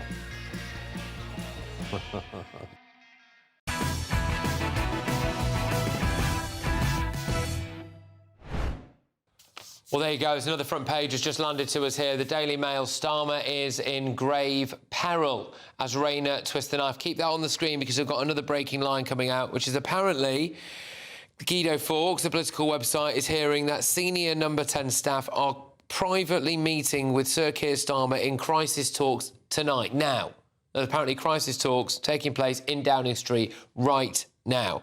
A Downing Street source has told Guido Fawkes it's, quote, not at all clear that Morgan McSweeney, who's of course his chief of staff, will survive the coming hours and days. But it's not good enough, is it? I don't really think the viewers and listeners of this show care much whether or not Morgan McSweeney survives. It's not really about him. It's about the Prime Minister, isn't it? We'll get more on that for you shortly. But yeah, all of tomorrow's newspaper front page is coming your way. First, though, the MP for Great Yarmouth, Rupert Lowe, has begun his independent inquiry into the grooming gang scandal, alongside Tory MP Esther McVey, who was on the show last night, and grooming gang victim Sam Woodhouse. Rupert Lowe managed to raise more than £600,000 with donations from over 20,000 members of the public for the proceedings, which started on Monday. Now, he says the focus of the inquiry will be on the victims and quotes the repeated failures of public authorities to act on warnings. Well, today, the inquiry heard testimony from rape gang survivor Fiona Goddard. She said that illegal migrants were involved in these gangs as well. There were multiple illegal immigrants during the time. They used to bring them out, we wouldn't call them mangies or freshies. They were... They'd often be a lot of second generation Pakistani men, and then they'd bring out the illegal immigrants and stuff, or the just immigrated here ones. It was also revealed that apparently during Eid, Pakistani men celebrated Eid by raping young white girls.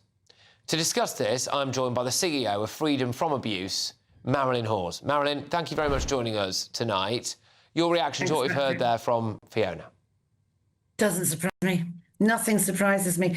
Honestly, Patrick, even as I talk, even tonight, I have had messages from taxi drivers in North Shields where Kurd men are literally raping, exploiting girls, and the police are ignoring it. It's outrageous. I've reported it. I've reported it to Maggie Oliver as well. Let's see what happens. I applaud Rupert Lowe for what he's done. £600,000 is massive.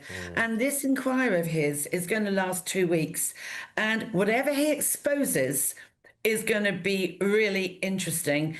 I kind of guess what it's going to say, because over 20 years I've been saying it's Pakistani and Bangladeshi men. I've been called racist. I've been called all sorts of things. I don't care, because I know I'm right. And yes, of course, there are some white people, but predominantly it is Pakistani men and Afghan men and all the asylum people that are coming in. What Rupert will do is he's going to escalate the key elements that are going to embarrass government. How can we possibly, with what we're hearing today, what's gone on today with Keir Starmer and the Labour Party, they are professional liars and they continue to lie. Do we have any trust that they are going to crack on with this inquiry? No, I don't. Do we think Jess Phillips is the right person to be safeguarding minister? No, I don't. Are the government interested in actually exposing the Pakistani and the asylum seeker element? No, because they quite like them in this country, I think. They are not interested in protecting our women, girls and boys. Some of the victims, by the way... Yes, sorry, some of the victims, by the way, claim that they were raped by more than 600 mostly Pakistani men. Absolutely. And I was talking to Esther McVey last night, I don't think she'll mind me saying, and she was saying how actually there were aspects of the Islamic religion involved in this when it comes to male dominance over women. And this is all the stuff that we thought Keir Starmer's inquiry was going to find out. And it looks like they've bottled it. Obviously, they will deny that they're professional liars, Marilyn, but it looks like they've bottled it. And this is actually what we're getting now, isn't it, from Rupert Lowe's inquiry? 100%. Some of these girls have been taken from pillar to post, raped in lay-bys on filthy mattresses, in hotels, you know, backs of taxis. I mean, I only today I heard from a taxi driver who said that he knows of a girl that was beaten up by 4 Kurdish men in a car swerving down the road, and police officers stopped the car and said, jog on, get out of here. Never asked the girl what was going on. That is today, as I speak. I have reported it, and that's just one incident. This is across the country. It is endemic. It's everywhere. And your wonderful, wonderful Charlie Peters has done a great job, as have you, Patrick, as have GB News. It is outrageous. It's appalling. It's barbaric. It's monsters. These are not animals. They're monstrous, barbaric, evil, vile men. And they have got no moral compass. None. Absolutely. And it outrages me that no one is protecting our girls, women and boys. It's probably the biggest scandal in British history, I think, Well, and entirely self-inflicted with. We don't look great, do we? We don't look great. No, We don't look great. We're At going to every level, we don't look great. Absolutely. Well, look, Marilyn, thank you very, very much for this evening. Always a pleasure to talk to you, of course, under deeply distressing circumstances. Marilyn Hawes, the CEO of Freedom from Abuse. Now, Home Office spokesperson said the abuse of children by grooming gangs is one of the most horrific crimes imaginable. We will do everything in our power to ensure these crimes never happen again. That is why we've launched a statutory inquiry equipped with the powers and resources required to get to the truth and deliver justice for survivors. Right, coming up. All the front pages for you, and they are seriously grim reading for the Prime Minister. Here we go, here's another one for you. The Daily Telegraph. Angela Rayner has turned on Starmer. Will she stick the knife in? Will she go for his job? It seriously looks like it's game over for the Prime Minister. It's now not if, but when, I think. Keir Starmer goes over this. That's next. I forecast a perfect holiday in the sun. Weather looking good then? For sure, and no worries about our travel insurance. All Clear Travel Insurance sponsors GB News Travel Destinations forecast. Well, it's not just wet here in the UK. Storm Leonardo bringing some significant heavy rainfall and strong winds to parts of Portugal as well as Spain. Some very heavy rain and flooding is expected in these areas through the coming days. Further heavy rain affecting parts of the Mediterranean, Italy as well as Greece and Turkey, seeing heavy rain throughout this week. Not quite as heavy as elsewhere, however. The good news is it does look a little bit drier as we head towards the weekend though. Bye-bye. All Clear Travel Insurance sponsors GB News Travel Destinations forecast. Hello again and welcome to the latest update from the Met Office for GB News. Following a short-lived drier spell, we've got more rain arriving from the south now. It's also going to turn colder during the next 24 hours, which means that as the rain moves north and bumps into the colder air, there'll be further snow over the hills of North Wales, Northern England and Scotland. But it's the south where we see that rain initially during the evening. It's pushing into the southwest and then runs along the channel before making inroads into South Wales, central southern England. Spells of rain increasingly across the north and east of Scotland as well as northern England. Mostly snow over the peaks at this stage, with quite a brisk wind continuing in the northeast. A lot of clouds, so generally a frost-free start to Thursday, even if it is going to feel cold once again in that wind across the northeast. It's a mild start in the south and southwest, but a wet start. Could be some issues on the roads first thing because of the wet weather coming on top of the saturated ground, of course. Further north into parts of northern England, drier for a time, especially the northwest. Northern Ireland starts dry, likewise for western Scotland, and actually western Scotland the place to be through the day for the best of any drier and sunnier weather, whilst the rest of the UK sees increasingly cloudy and increasingly damp weather spread up from the south and move in from the northeast. So spells of rain, showery rain for many. It's on and off, and a drier interlude in the south for a time during the afternoon before more wet weather arrives later. And it's going to feel cold in the east wind, especially for eastern Scotland and northern England, with the snow level coming down.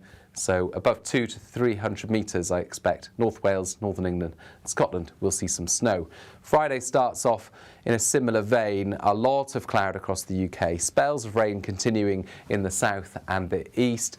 The weekend will see further showery bits and pieces of rain, turning a little drier on Sunday. Chance of some brightness in some places. You want to know what's really going on in the corridors of power? Labour don't know what to do with you half the time, and that makes you quite lethal in the chamber. Get behind the headlines with Chopper's Political Podcast. Join me, Christopher Hope, as I sit down with the great and the good of British politics. We'll see where this ruling takes us. These are the stories shaping our nation. Chopper's Political Podcast, available now on all platforms. Listen in and stay ahead. Decisions made in Washington aren't just shaping America, they're shaping Britain too. From migration to global security, from crime to health. Whatever happens in the White House today will be felt in your town or city tomorrow. That's why The Late Show is live from Washington, D.C. Cutting through the politics to show you what it all means for Britain. The Late Show live every night at midnight. Only on GB News, Britain's news channel.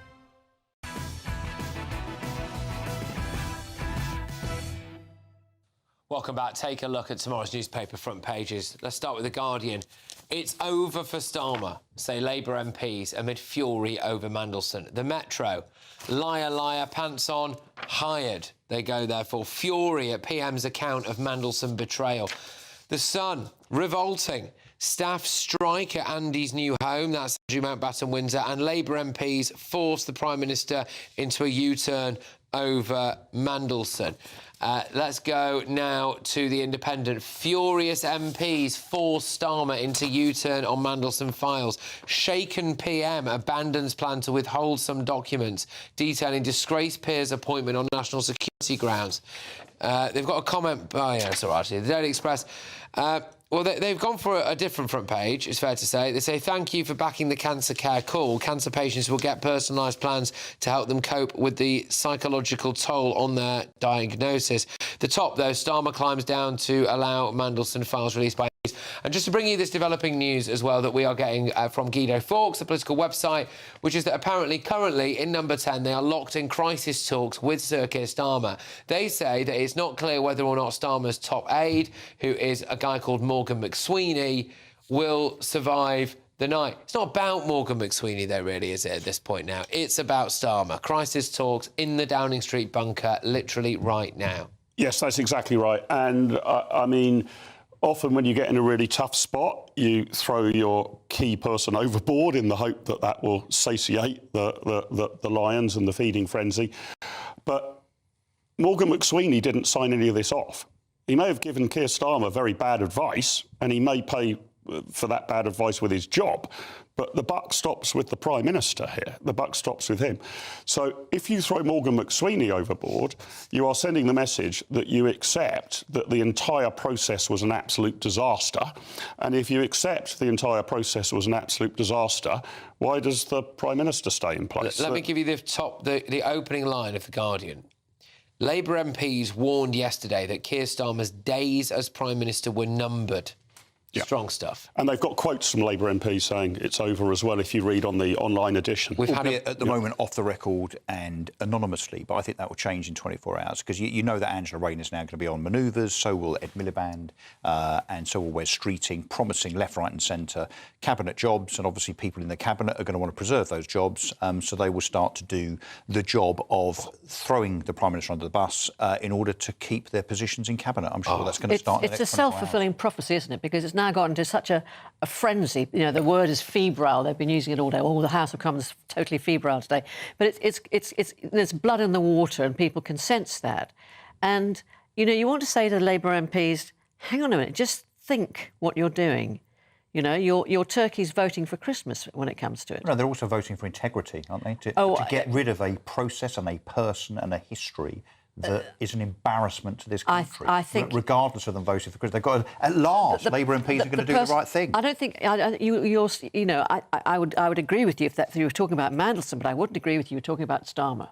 But it seems what's happened, we're only piecing this together from a few quotes, anonymous quotes, as Russell says, Nina, in the newspapers.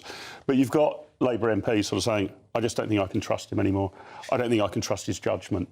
And if you're working shoulder to shoulder with somebody, sitting behind them, generally your job is to cheer them on, cheer them to the rafters at PMQs every Wednesday. If you've reached the conclusion that you have lost confidence in that person, one Labour MP says they don't think they could back the government in a vote of confidence. Let me give you how bad it's got. Let me give you some of these quotes. Yeah, trust is finite. This is from Labour MPs. Trust is finite. I'm personally not sure I could trust myself to back the Prime Minister in a vote of confidence. The most terminal mood is among the super loyal, is a quote. We need all the poison to come out, is another quote from a Labour MP. A former Labour minister, we've had a lot of bad days recently, but this is the worst yet. And John McDonnell, of course, who's...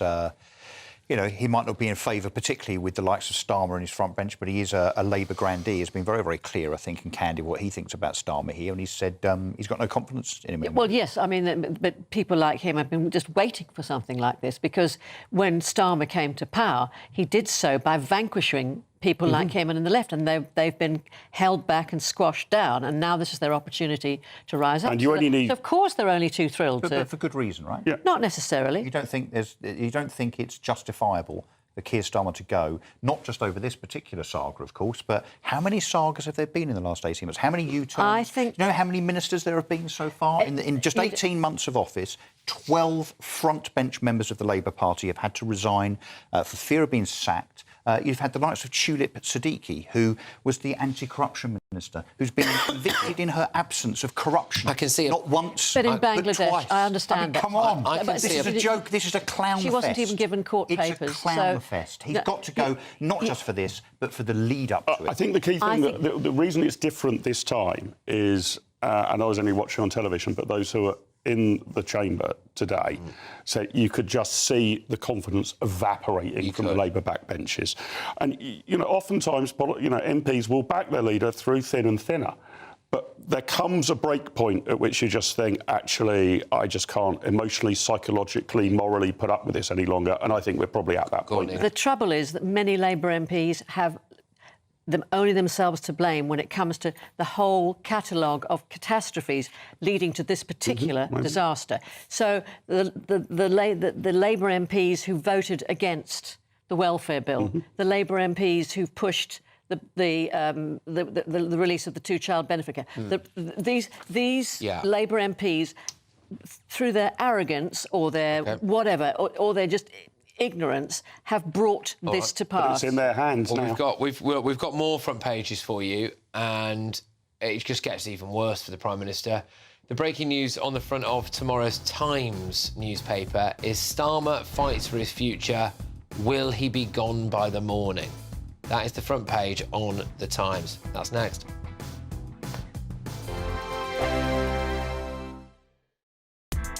Join me, Nana Akweer, for an informative, interactive news programme with a difference. It's fun. No, he didn't say that, Dave.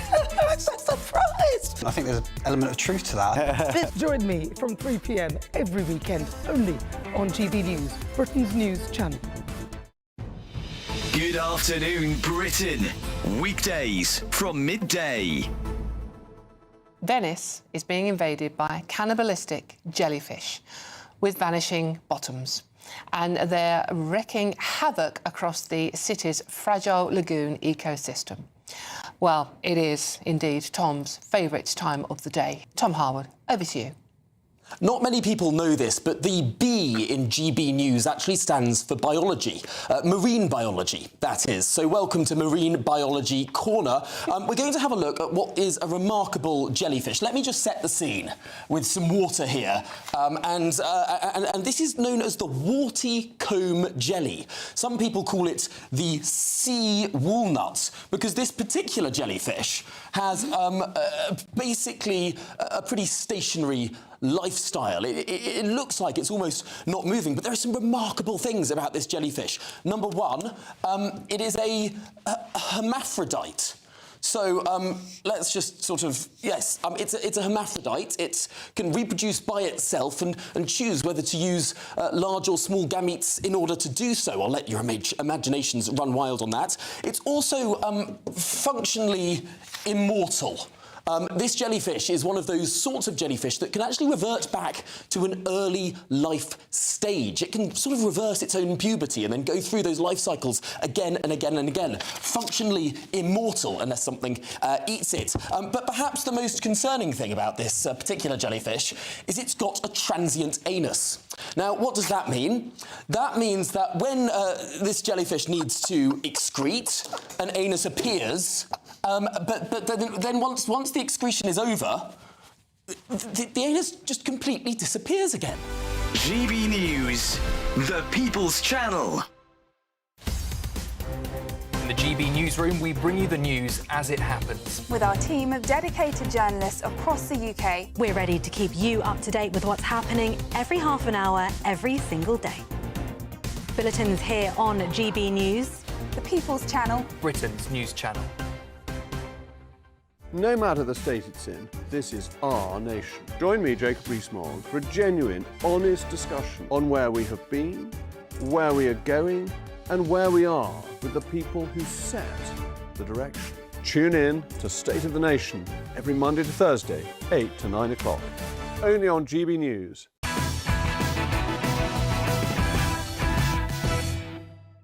Welcome back to Patrick Christys tonight. Some more front pages and actually a breaking line for you as well. But the Daily Mail, Starmer in grave peril as Rayner twists the knife. Punctured perhaps beyond repair, Sir Keir deflated before our eyes. Kemi kept bayoneting him. From Labour MPs, a cold, sinister silence. That's their front page. The Telegraph, Rayner turns on Starmer. The Times, Starmer fights for future over Mandelson scandal. Right, before we go to it, what do we think the Daily Mirror are going to say? What do we reckon? What do you think they're going to go for this? It's Labour's mouthpiece. It's like Pravda, isn't it? Go on, they're going to be all... Surely after this scandal, they're going to get stuck right into the Labour Prime Minister. They've got to. It involves, the world's most notorious paedophile. It involves Peter Mandelson. It's the scandal of the century. Daily Mirror, I can't imagine a life without my John. They have devoted a full 4 by 4 centimetres to the scandal that is Mandelson and Starmer.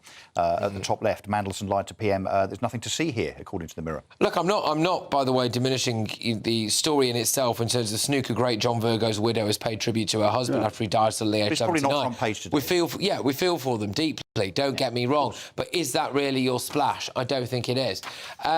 So, yeah, OK. Also, I just want to clarify something you might have heard earlier on about Tulip Siddiq in the previous segment. Look, she obviously denies any wrongdoing and she denies that she's ever done anything wrong, either here or indeed Bangladesh. So, here we go. Right. OK, now, the line that's just coming out from journalist David Maddox, who is now...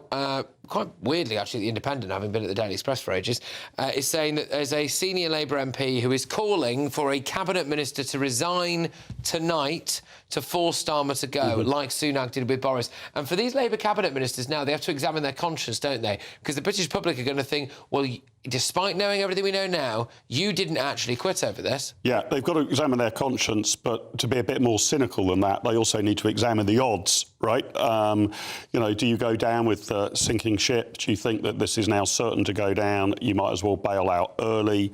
I mean, this just has got all the hallmarks of end of days around it, hasn't it? You've got Labour MPs briefing the press saying the game is up. You've got The Guardian, the in-house newspaper of the Labour middle classes, saying Labour MPs basically think the game's up. You've got the Mirror pretending that there's nothing happening here. They'll have to get their story straight within 24 hours. All of the signs that it's game over. What we don't know, but I suspect is circulating in the corridors of Westminster, will be rumours and perhaps some details of what's likely to be in this documentation. Yeah. And as word of that spreads, whether the word is accurate or not, that will cause further panic and decision-making. I've got a theory that they're going to sack Morgan McSweeney, who's his chief of staff, and they're going to claim that Morgan McSweeney didn't pass information onto the Prime Minister. I think that's what they're going to try and do. It's not going to wash, though, is it? Be given Mandelson's form, not exactly a paragon of truth in the past. I'm not sure you can pin it on Morgan McSweeney when the Prime Minister knows that the security checks weren't undertaken before he then decided to appoint him. Knowing his history, you would be more diligent, wouldn't you? To the point, I think, in terms of who resigns, if you're going to be a leadership contender, if you're going to be a Prime Minister contender, you've got to go in the next 24, 48 hours. You can't be seen to be attached to Starmer Yes, there's a loyalty question, I suppose, which is all very laudable. But if you're Ed Miliband or Wes Streeting, you've got to resign in the next 24 hours. Just get this, 18 minutes ago, it's been announced that Keir Starmer will hold a speech tomorrow, but in that he's going to say that Britain is stronger as a, quote, tolerant, decent and respectful country. The speech is expected to talk about how he loves this country, etc. This government chooses the path of unity because that is the only way we can change Britain.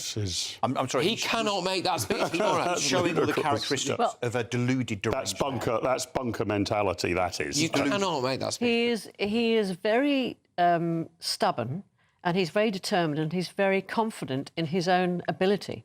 He wasn't at the dispatch box today. But nobody else is, unfortunately. Yeah.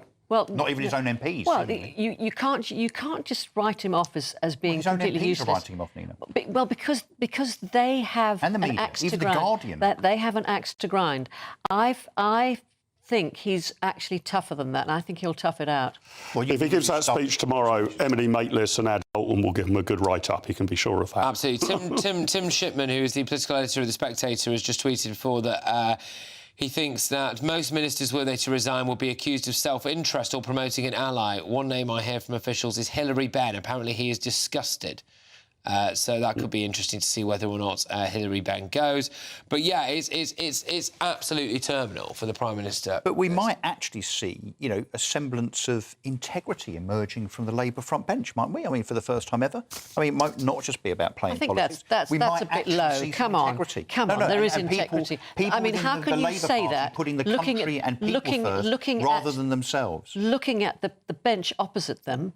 What's that going to do? You're talking about lack of integrity on the Labour bench. No, absolutely nothing to do with the Conservatives this time. Even I'm going to let them off the hook. This is all on Keir Starmer and the Labour front bench. I'm saying, if you're talking about integrity, you cannot just sweeping... I'm talking about the integrity of the government of the day. I'm talking about the integrity of politicians in the House. Are supposed to be paragons of virtue. And so are the... As we round off... Opposition doesn't mean you shouldn't have integrity. As we round off, because we've got the next hour, obviously, to go through all the papers... So we think that it's likely that all of these files in relation to Keir Starmer, what he knew about Mandelson, the discussions that were had, etc., behind the scenes, will be given to MPs, probably, we think, maybe tomorrow, the next Well, we'll go first to the Intelligence and Security Committee.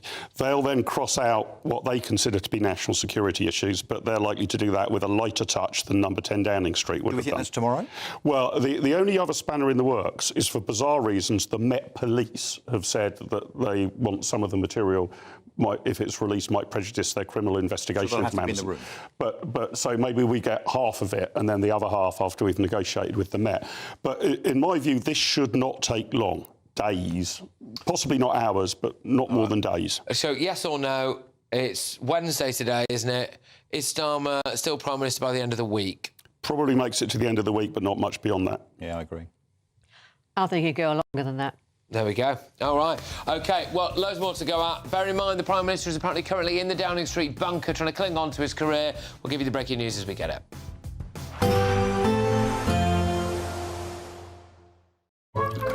Warm and cosy, with a chance of zero visibility.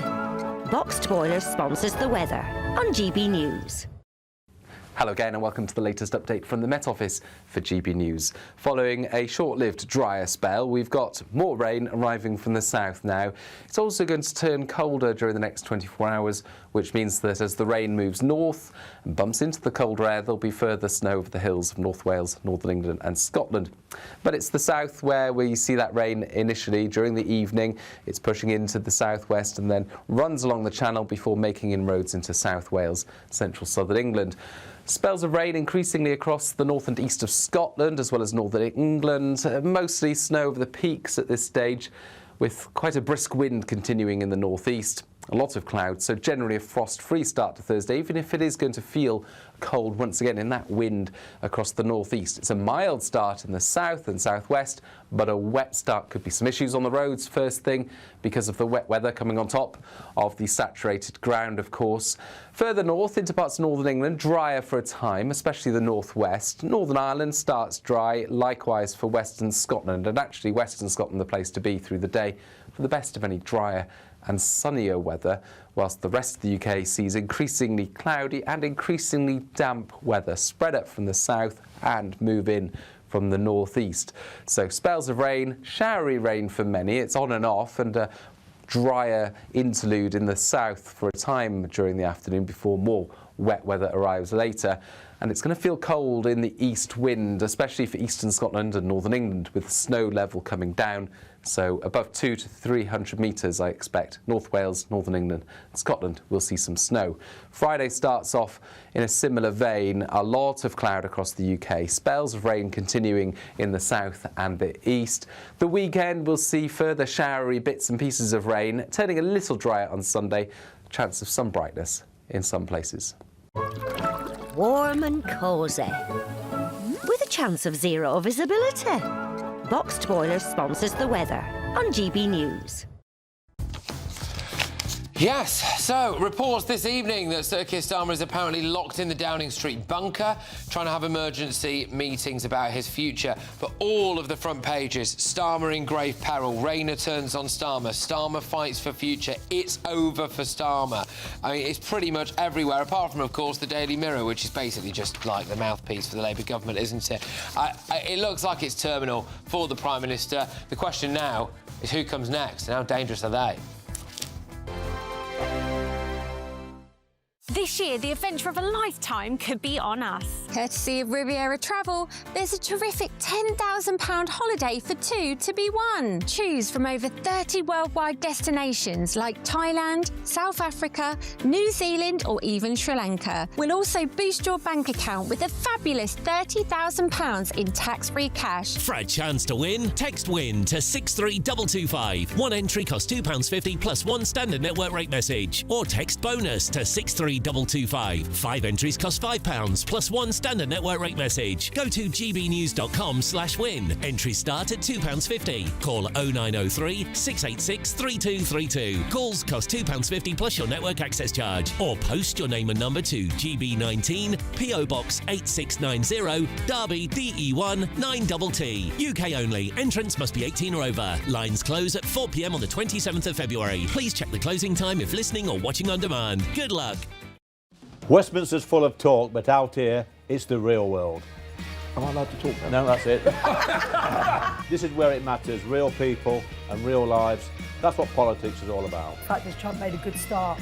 No. Straight answers, no spin, and just a couple of pints. How many fingers have I got up? About 10. So join me for Lee Anderson's Real World every Friday at 7 p.m. only on GB News. The People's Channel, Britain's news channel.